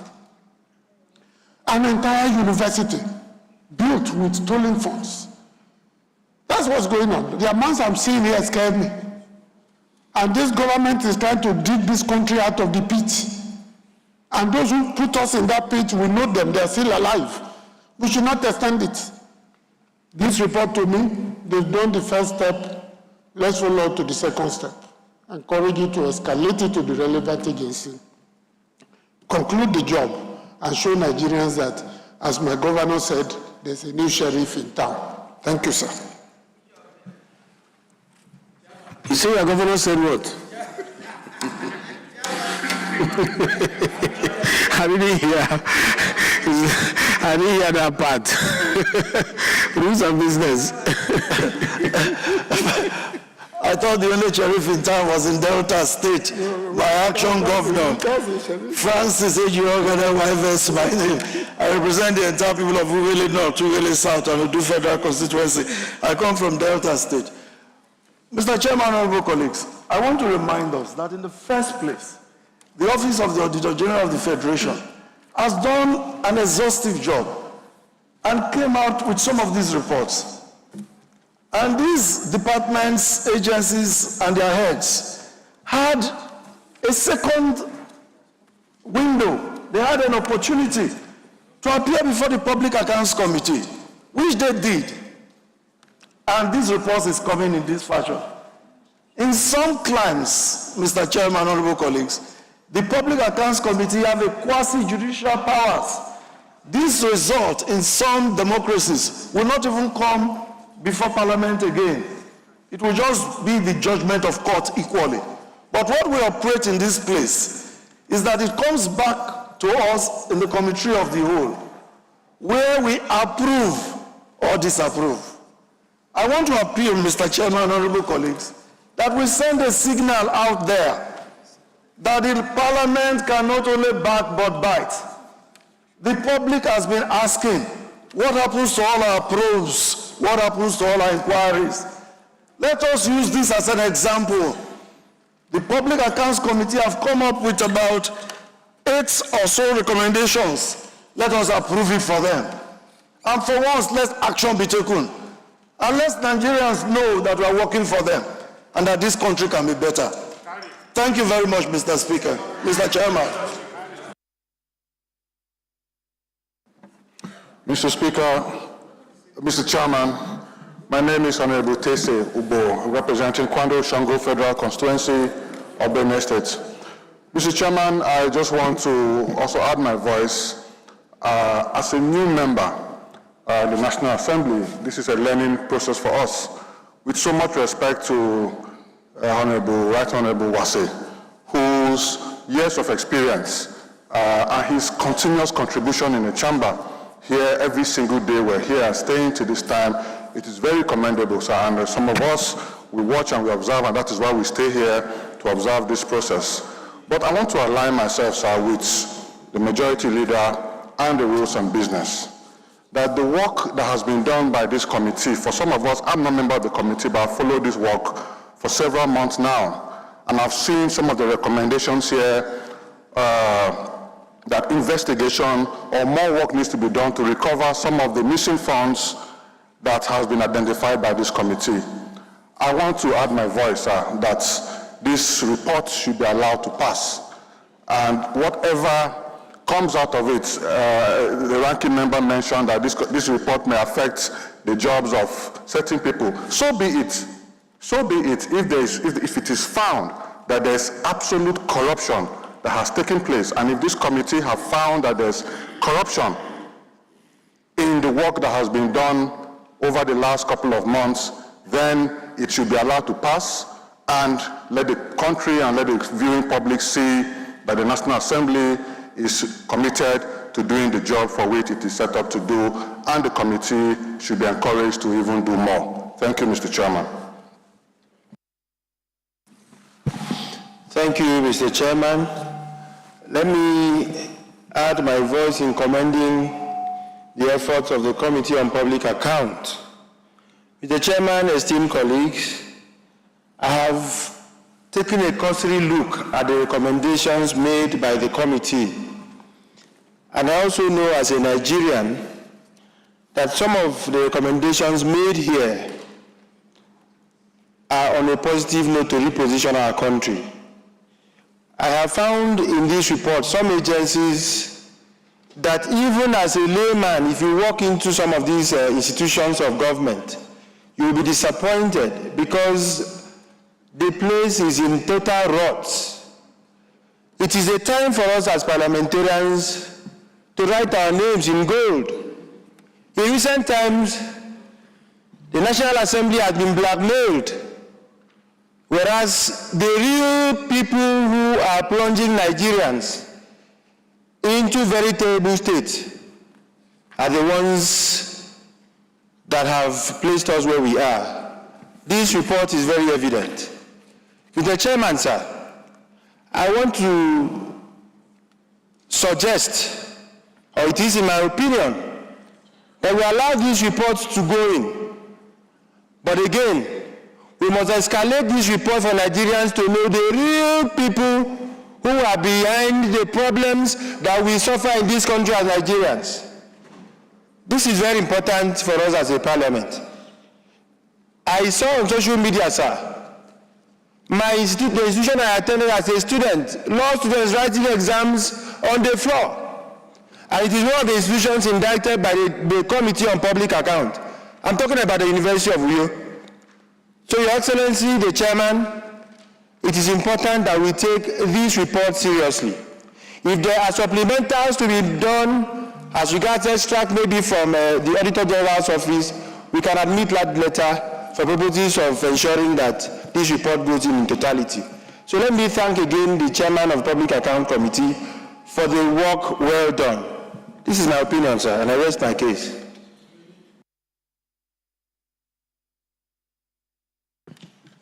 Thank you, Chairman, for the opportunity. Agbedi Yejim Frederick is my name. I represent Sagbama Ekolomo Federal Constituency. Zonkeman from Bayelsa State. Mr. Chairman, honorable colleagues, I have been a member of public accounts since my first journey to the House of Reps in 1992, and it's a critical committee. Mr. Chairman, the Parliament works more through the committee, and that is where the details as to what we consider in the chambers as a report comes from. The details that the committee worked on will never be before these chambers. But the committee that is vested with the responsibility will thoroughly interrogate the issues in a public hearing. And in an audit report, there are processes as carried out by the Auditor General. After all issues of auditing and indictment, they have a situation where the exit audit is conducted on that particular MDA or ministry. The exit audit is intended for the ministry or MDA to clear ambiguities and misgivings. And once all that is concluded, the Public Accounts Committee is to either act on the report or maybe in their magnanimity, just merely hear from the MDA or agency again, so that they may not be going ahead to take a decision without hearing from them. And so double opportunities have been given to the ministries and MDAs to ensure that if there are ambiguities, there are issues that have not been properly cleared, they are cleared. And so here, the committee has presented a report. Our duty is simply to consider the reports and approve them. The essence of this report is not as if one is totally and finally indicted. This document goes to the executive arm for implementation. And that is what the process is all about. And so we are here to approve the report. We can't expect this committee to do a thorough and good work, bring a report to this house, and we slow down their action. It will not be fair to the committee, and I think that the House should move to adopt these recommendations at its way. Thank you, Mr. Chairman. Let me hear Budgetary, then Minority Leader, and then finally Honorable Wase, and then our rule. Thank you, the Chairman. I thank you for yielding the floor to me.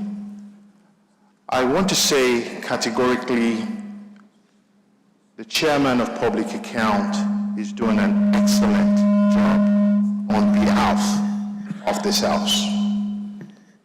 Permit me to also say that the committee is an extension of this House. They act on our behalf. Same way, all committees. Perhaps, Chairman, I do not want us to dent the integrity of this committee. neither should we water down the excellent job that Honorable Bamidele Salam is doing. The man, But I want to guide. thank you, I sir. don't think what he said was that we should not. I'm not referring to the leader, sir. Because the conversation is centered around the proposition of the former deputy speaker who said we need to read more. He didn't say we should not approve. He said we should read it again before we finally approve. That's what he's saying. Yeah, Excellency, sir, I'm not questioning the integrity of my leader. He knows I hold him high esteem. It's not all about that. I'm just talking about the general mood and the general perception that will create if we do not work to pass this today. Because generally, they have done a thorough, I'm a member of that committee. They've brought these people in, given them a duty of care to interrogate, to look into all their books. I can't even imagine the words to use to express what a wonderful job they have done.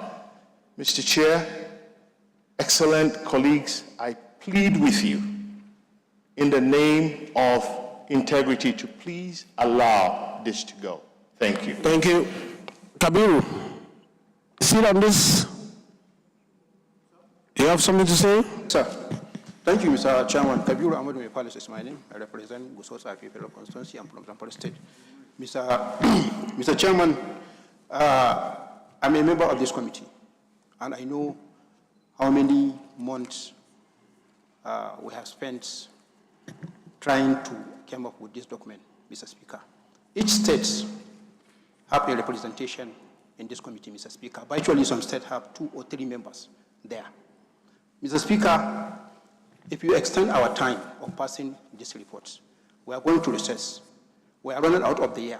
Election is approaching. And this is the first report. We're supposed to submit 3 or 4 of this report before we run out from this 10th assembly, Mr. Speaker. Therefore, Mr. Speaker,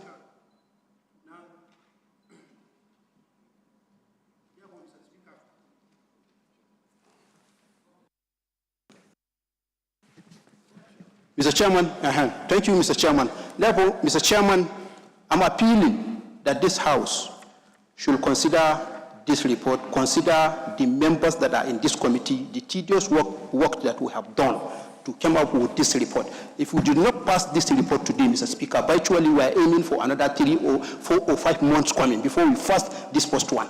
Then what about the second one, the third one? That means, Mr. Speaker, indirectly, the morals of the committee is going to be killed virtually.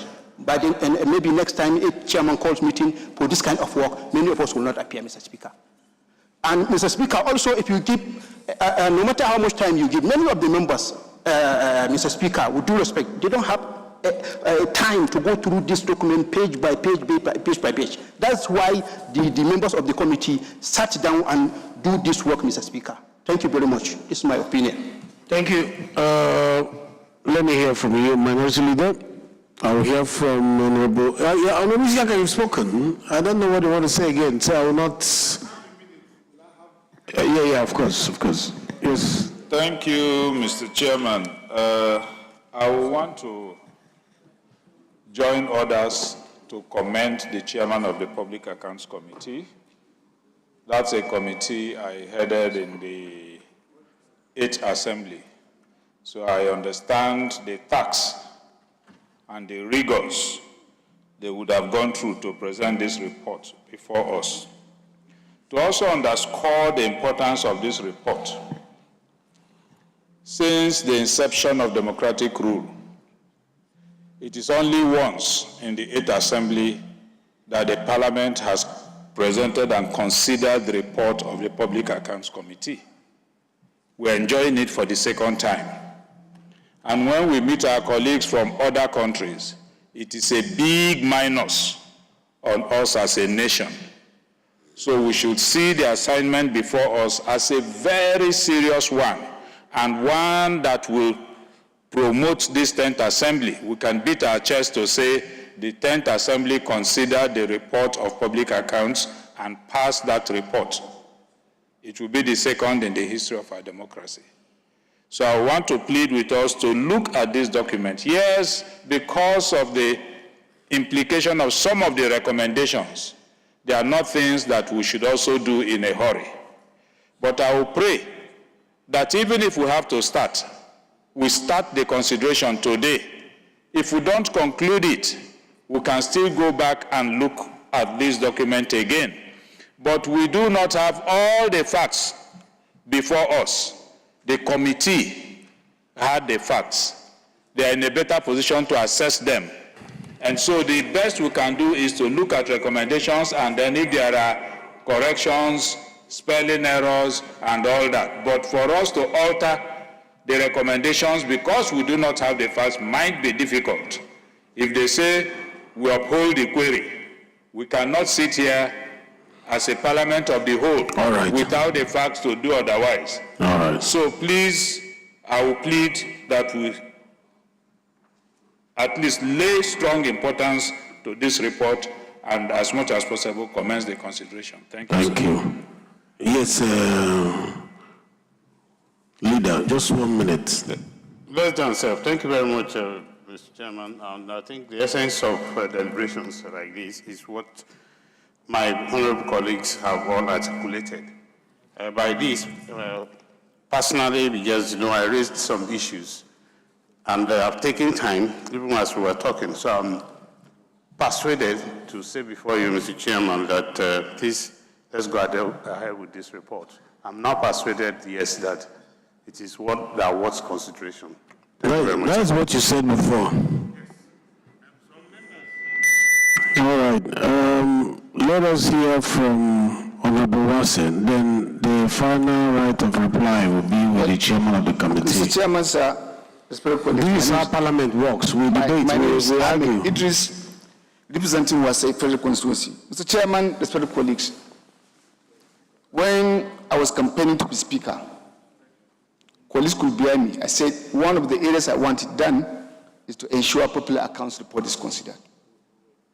I have never been part of those who support the rot in our institutions. My integrity is not to question.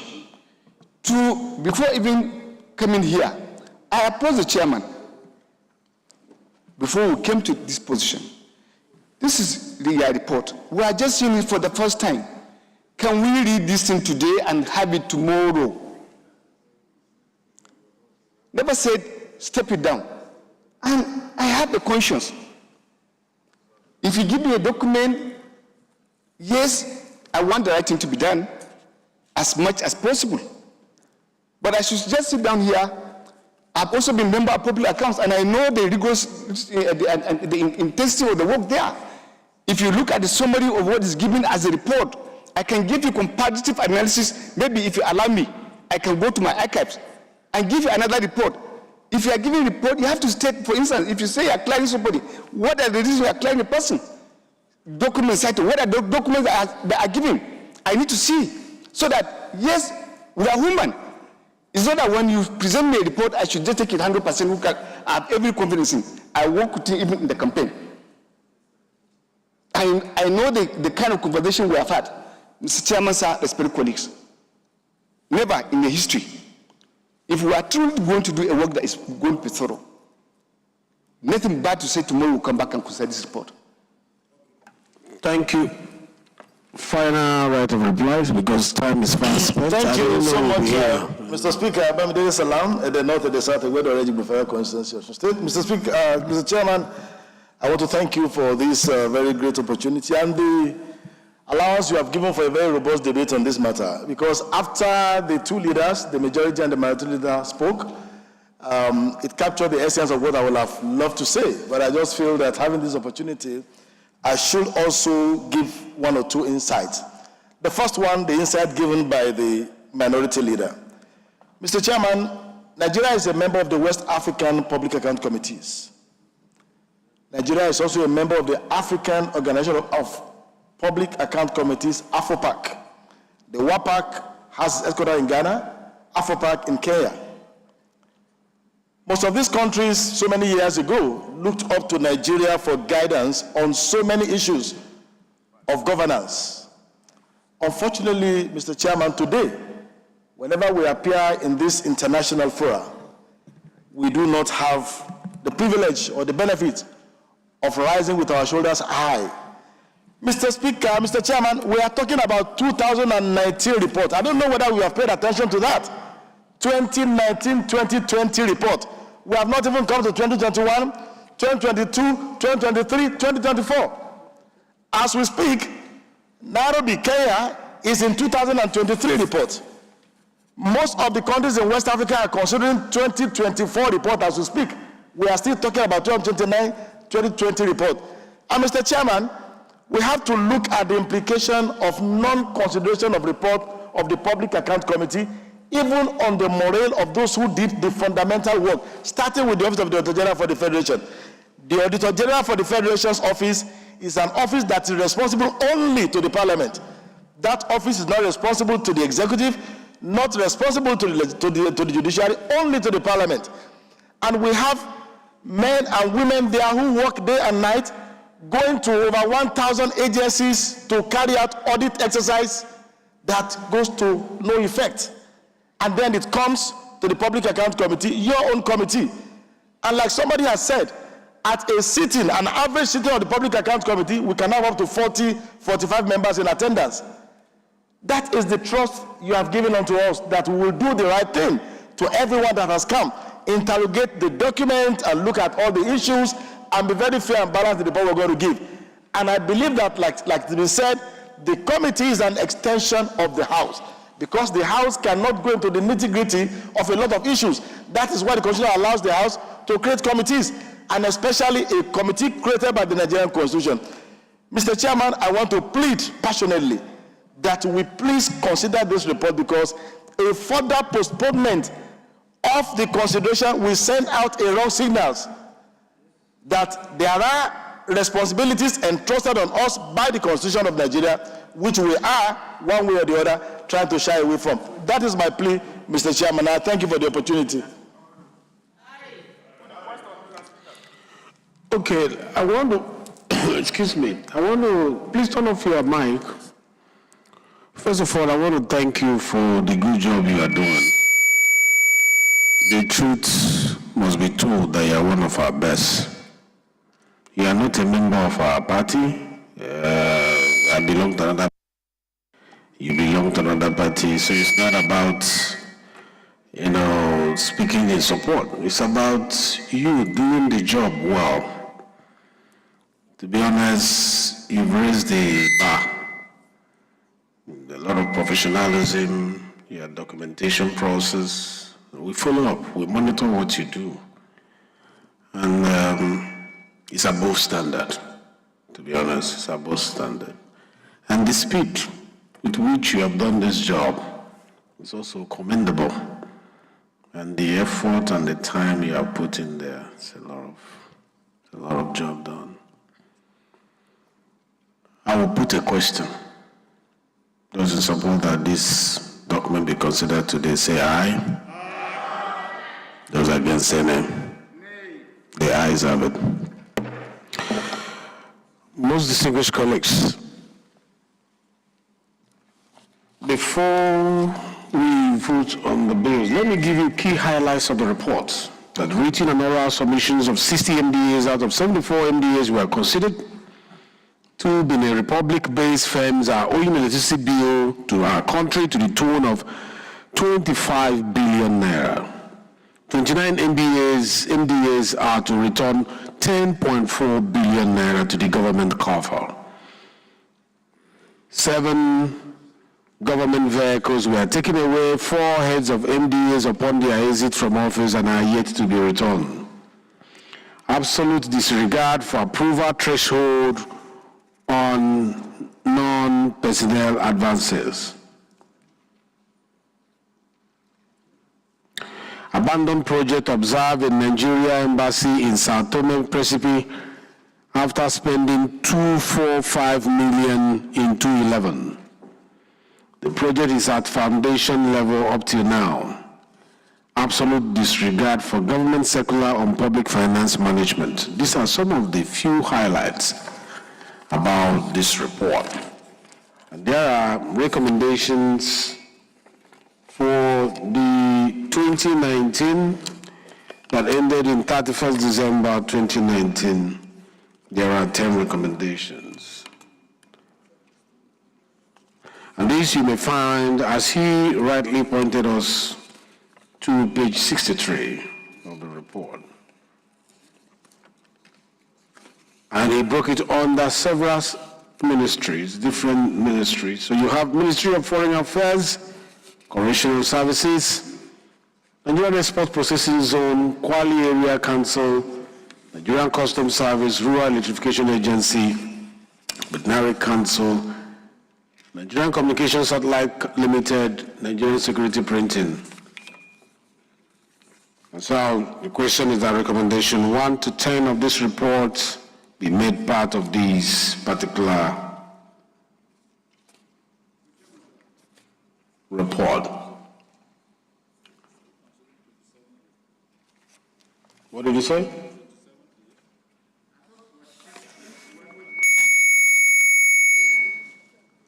Yes. You know, we have 2019 and we have 2020. Yeah. So we are coming to that. So the question is that recommendation 1 on 2019. Recommendation 1, yeah?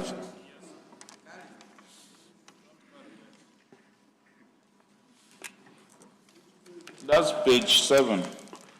No, on 2019. I'm working with page 63. 2019. 2019, sir. On general recommendation. Yes, sir. That's Page, this page report. 63. Page 63. That is what is before me.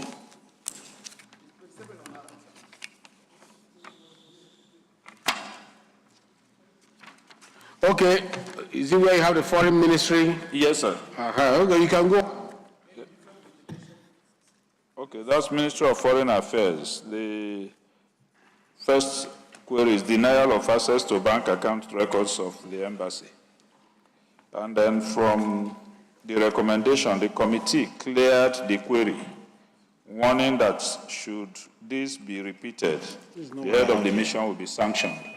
That's the recommendation, but I want to suggest that... Which page is it? Just know what I have here. Which document did you give to me? The document I have here is 63. Which 23?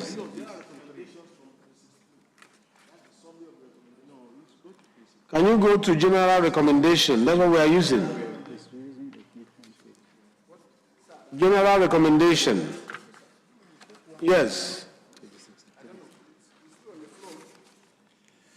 Page 7 that is referring to are also recommendations that are done, because there are summary of audit query, you have summary of committee's funding, and then you have committee's recommendation. And that's why it's also good to take them, sir. No, if we approach it that way, I think it's better to go to general recommendation. Chairman of committee, what should we work with? General recommendation? General recommendation, sir. Yes, general recommendation, yeah, because it's a summary. Sorry, sir. General recommendation is a summary of all yes, the... Sir. It's a summary of all, but in this case now, sir, I am in this page, and I want to beg for, let me explain, sir. You see, there's refusal number 2 here, the refusal of the retirement after 35 years. Here, what they have done is that it is the president that approves. But when there is a circular, and there's procedure, and then we find flaw, we should be able to make a recommendation, because it may not be captured there. That's why we need to consider this one, sir. I don't understand. Maybe, yes, Chairman, can you explain? Hi. I don't understand what my leader is talking about, but I'm saying that the recommendations contained from page 63 of the 2029 report are a summary of the recommendations presented for consideration of the House. Because if we go into each and every one of those issues, it will be like starting over the trial de novo, the consideration of the audit report all over again, and that will mess up the fact that you had a committee that you are saddled with that responsibility. That's what it will mean. But the general recommendations have taken into consideration the issues raised by the Auditor General and proposed specific recommendations for the consideration of the House. So those are the recommendations from page 63 of the 2019 report. Those are the ones that we are submitting for plenary consideration, sir. Thank you. Yes, Honorable Wasser. Mr. Chairman, sir, I want to remind my brother that their work is constitutional and that it's not absolute. That is why when they finish, when the Budgetary report lays his report, it's for the Parliament constitution. They have been delegated this one by the House to do their work. As they do their work, they are supposed to return to the Parliament, and Parliament is supposed to consider their work. That is the procedure, sir. But what we are considering is what appears on their recommendation, not in the body of their work. When it comes to reports, we don't look at the body of the work. If we do, it is just to help us know how they arrive at the decision, which they arrive at the recommendation level, is to guide. The body of the report is to provide a guide, while the recommendation is the analysis, it is summary, the compilation of the work they have done so far. It's just like in law. Before you give judgment, there are facts, there are evidence, there are statutory provisions, there are case law. The judge whose work is to combine all of them and arrive at a principle of law that governs those facts in issue and law and apply the law to them and arrive at a judgment. So you don't just go looking at each on every element of those pieces of evidence again at the point of judgment, looking at every piece of legislation during the part of judgment. You look at the reasons behind the judgment and look at how they came about that. I think that is what we should be focusing on. Yes, let me hear you. Thank you, Mr. Chairman, for obliging me. First, let me say that in the 8th Assembly, what we considered was clause-by-clause recommendation, and we considered almost 950 clauses. Clause-by-clause recommendation, yes, not the general recommendation. No, sir. And besides that, you know that I won't say that this is a conviction, but it's quasi-conviction because the Public Accounts Committee is seen as a quasi-court. And if you have indicted somebody and you made recommendation on that indictment, that recommendation becomes a recommendation of Parliament. It is necessary that we agree that Mr. A is indicted. And then what you have in page 63 is a summary of the entire report. Even in the column here that the committee gave to us, that's the committee's recommendation. Who are they recommending to? It's the entire House. It is for us now to say, yes, we agree. And what I wanted to do was just to make a correction on the recommendation. Let me ask you a question. What is the strength of the general recommendation? The strength of the general when you have those little recommendations from the pages, and then you have a summarized recommendation, you must, maybe you did it in 8th Assembly, excuse me, maybe in 8th Assembly you acted in that approach. But if you have, there's no procedure written where? Which law? No, sir. Which rule? Now, but which rule says that you have to go outside the recommendation? Mr. Chairman, let me give you an example again. Yes. Now, the general recommendation says Ministry of Foreign Affairs should recover and refund the following amount of money to the Treasury, 124.217. Now, if you come to the specific, there are some that are cleared. Those ones that are cleared are not part of this sum. And so... Does it have to be? Yes, sir. No, it doesn't have to be. But what I'm saying is that the Parliament should agree with the committee that those persons are cleared. And you also know that committees do not take this kind of decision on behalf of Parliament. And that's why the report comes to us. So if they say A was queried for XYZ Naira, and we have looked at the facts, and we say A is clear of that allegation, we should affirm to that, to say we agree with our committee, A is cleared. And then they say B is indicted, C is indicted, D is indicted. The total sum of the indictment is 50 million.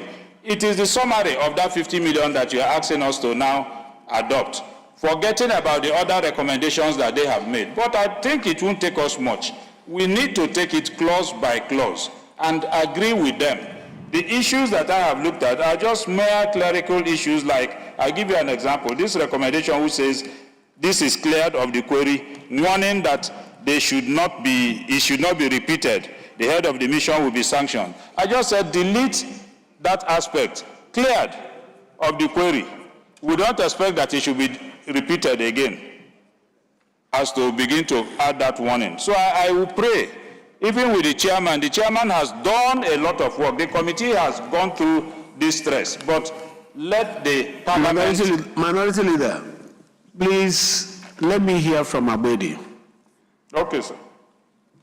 Thank you, Chairman. Agbedi Yejemne Frederick is my name. I represent Sabama Kremo Federal Constituency. It's I'm from Bayelsa State.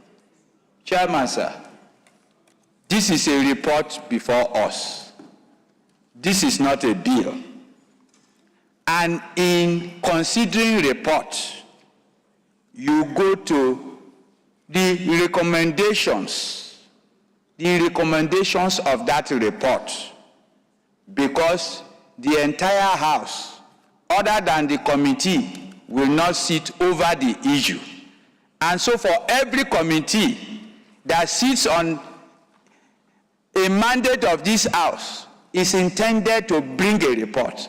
And the report will have recommendations. And the House considers the recommendations. If there are corrections to be made, yes, members can identify those corrections and propose them. And so here, we are not going back to any issue that was cleared at the committee level has been cleared. It is not before this House to whether to clear or to clear. It is not before this House. It's only the final recommendations of the committee that this House is supposed to deal with. And so all these semantics that we are bringing in is merely to delay this process that we all know. Mr. Speaker, let me also say that if we are considering a bill, here we dealt with an issue. Which were the issues retained? If you say retained and you are saying repealed, which are the items that were repealed? So if you put them side by side with the issues that are retained, we will know that these were the ones repealed, and you take them off. Here we are talking about report, and this is not the first report we have considered in this House. Over the lives of several sessions of these assemblies, we have considered report, and we go to the recommendations of the committee. No other person in this House can make recommendations other than the committee, Mr. Chairman. So please, kindly help us save our day so that we can go and do other things. Thank you. Yeah, Honorable Maki. Thank you, Mr. Chairman, my honorable colleagues.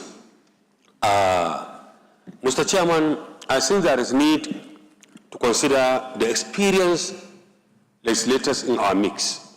They have spoken, they debated over this issue, and like what my colleague was saying, this is not a pure report. It's a report that we are allowed to be considered, and it has a national issue on it.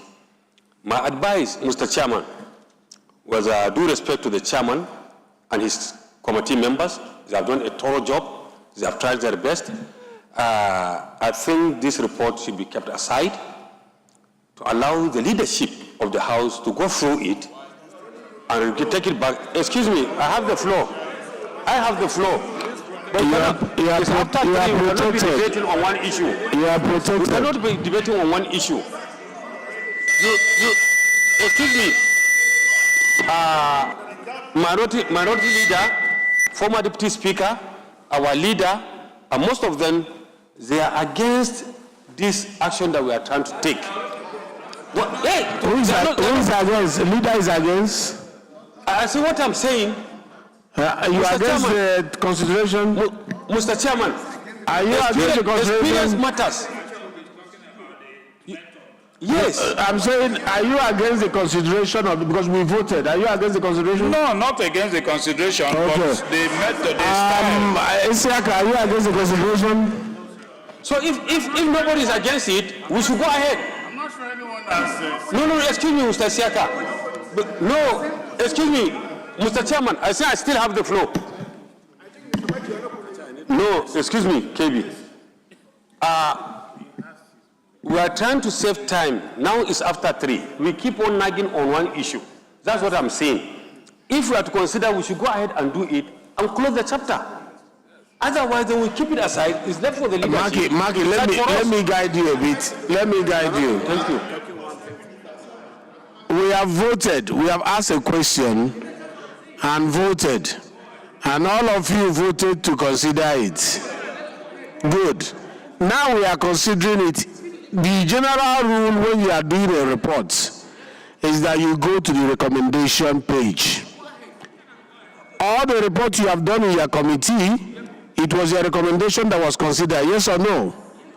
Everybody chairing the committee here, we went to your recommendation page and we voted on your recommendation page. So, if we are about changing that rule, you let us know. So, we have to proceed on the general recommendation. Marky, can you sit down, please? Recommendation 1.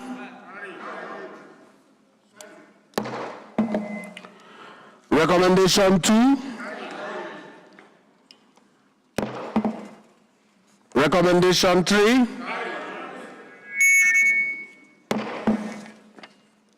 Recommendation 4.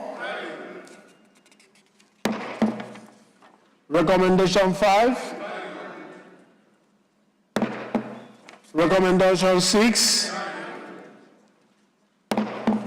Recommendation 7. Recommendation 8. Recommendation 9. Recommendation 10.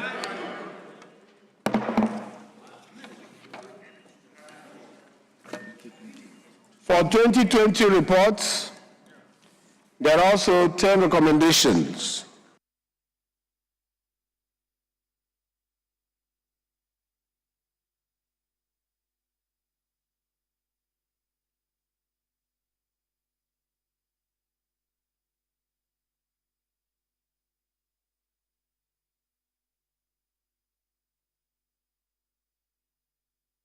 The page on general recommendation you will find on 274.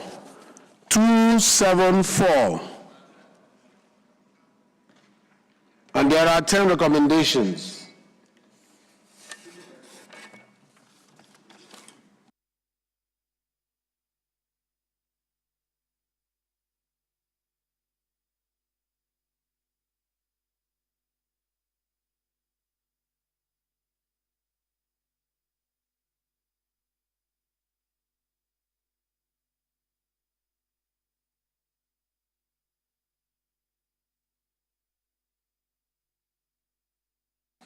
We are going to do this consideration agency by agency. Agency by agency, because they did not do it numerically. Under general recommendation, Ministry of Petroleum Resources carried.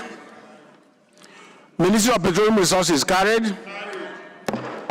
Cross River Basin Authority carried. Recommendation on National Office for Technology Acquisition and Promotion carried. Federal Government Gears College, Miringi Bayelsa carried. Ministry of Communication and Digital Economy carried.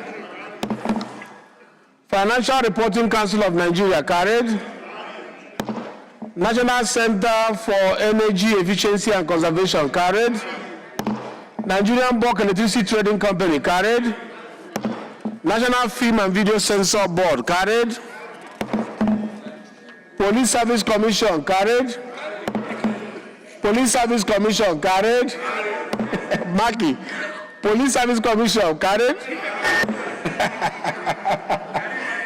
Nigerian Office for Trade Negotiation carried. Federal Neuropsychiatric Hospital Enugu carried. University of Ilorin Kwara carried. Federal University of Technology Mina carried. Nnamdi Azikiwe University Oka carried. Federal Medical Center Bida carried. Ahmadu Bello University Teaching Hospital carried. Federal Teaching Hospital carried. Aminu Kano Teaching Hospital carried. Department of Information and Communication, Force Headquarters carried. Federal Ministry of Labor and Employment carried. Federal Ministry of Mines and Steel Development carried. University of Rio carried.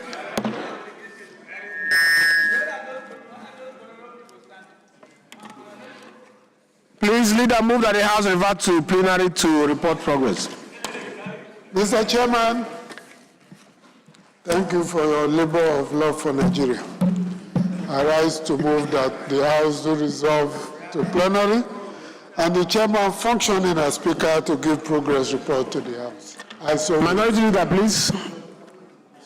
Mr. Chairman, I rise to second the motion. I so second. Those in support of the motion say aye. Those against say nay. The ayes have it. The House revert to plenary to report progress.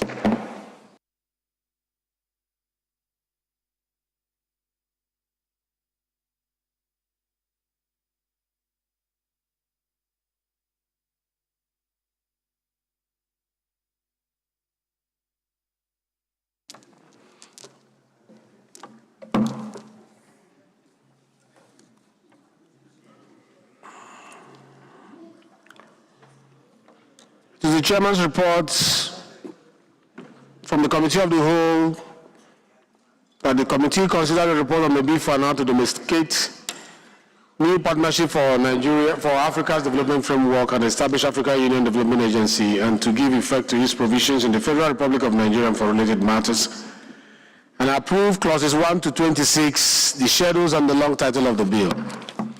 The chairman reports that the House in Committee of the Whole considered a report on the bill for an act to repeal the Export Prohibition Act, CAB E22, Law of Federation of Nigeria, 2004, and related matters, and step down consideration of the report for further legislative action. The House also reports that in the Committee of the Whole, it considered a report of the Committee on the Public Account and annual reports of the Auditor General of the Federation of Nigeria for December 31st, 2019 and December 31st, 2020, Part 1, non-compliance and internal control weakness issues in MDAs, and approve recommendations therein, pursuant to Order 20, Rule 2, Sub 2, Paragraph I of the Standing Orders of the House of Representatives, and approve recommendations 1 to 10 of the 2019 report, and approve the recommendations of the 2020 report. Leader, please move that the House do adopt the recommendation, the report of the Committee of the Whole as a working instrument of the Parliament. Thank you, Mr. Speaker. I rise to move that the House do adopt the report as presented by Mr. Speaker from Committee of the Whole as working documents of this House. I so move. Thank you. Minority leader, please. Mr. Speaker, I rise to second the motion that we do adopt our report. I so second. Thank you very much. Those in support of this motion say aye. Those against say nay. The ayes have it. The report is hereby adopted as a working instrument of the Parliament. Leader, please move that the House do adjourn sitting till tomorrow same time. Before that, Leader, I have some announcement to make. Please wait. Please wait. This announcement is from Committee on Sports. We are announcing that the House Committee on Sports invite members of the House of Representatives to flag off of distribution of sports equipment to the leadership of the House of Representatives, members of Committee on Sports to promote grassroots sports development in Nigeria. This will happen on 23rd, tomorrow, July 2025, time is 3 p.m., Multipurpose Hall, New Library, National Assembly.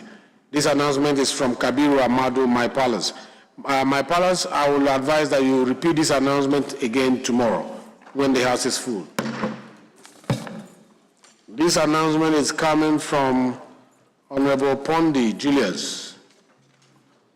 You are invited to the inauguration of their committee, which is South-South Development Commission. And it's taking place today, 3 p.m. is supposed to have started, except for this.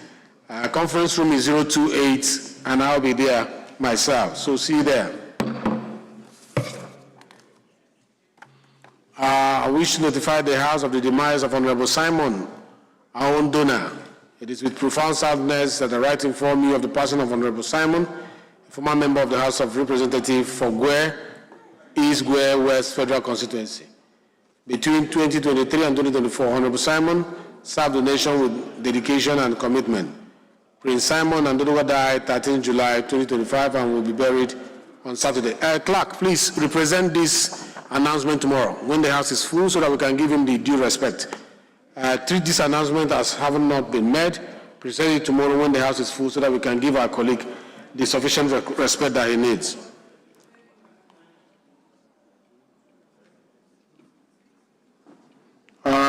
Conferees for the Rivers State Budget.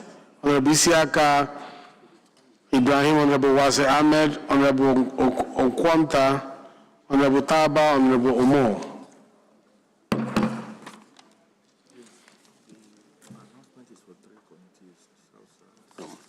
It's also important to mention that Southwest also will be there for inauguration and North Central will be there for inauguration.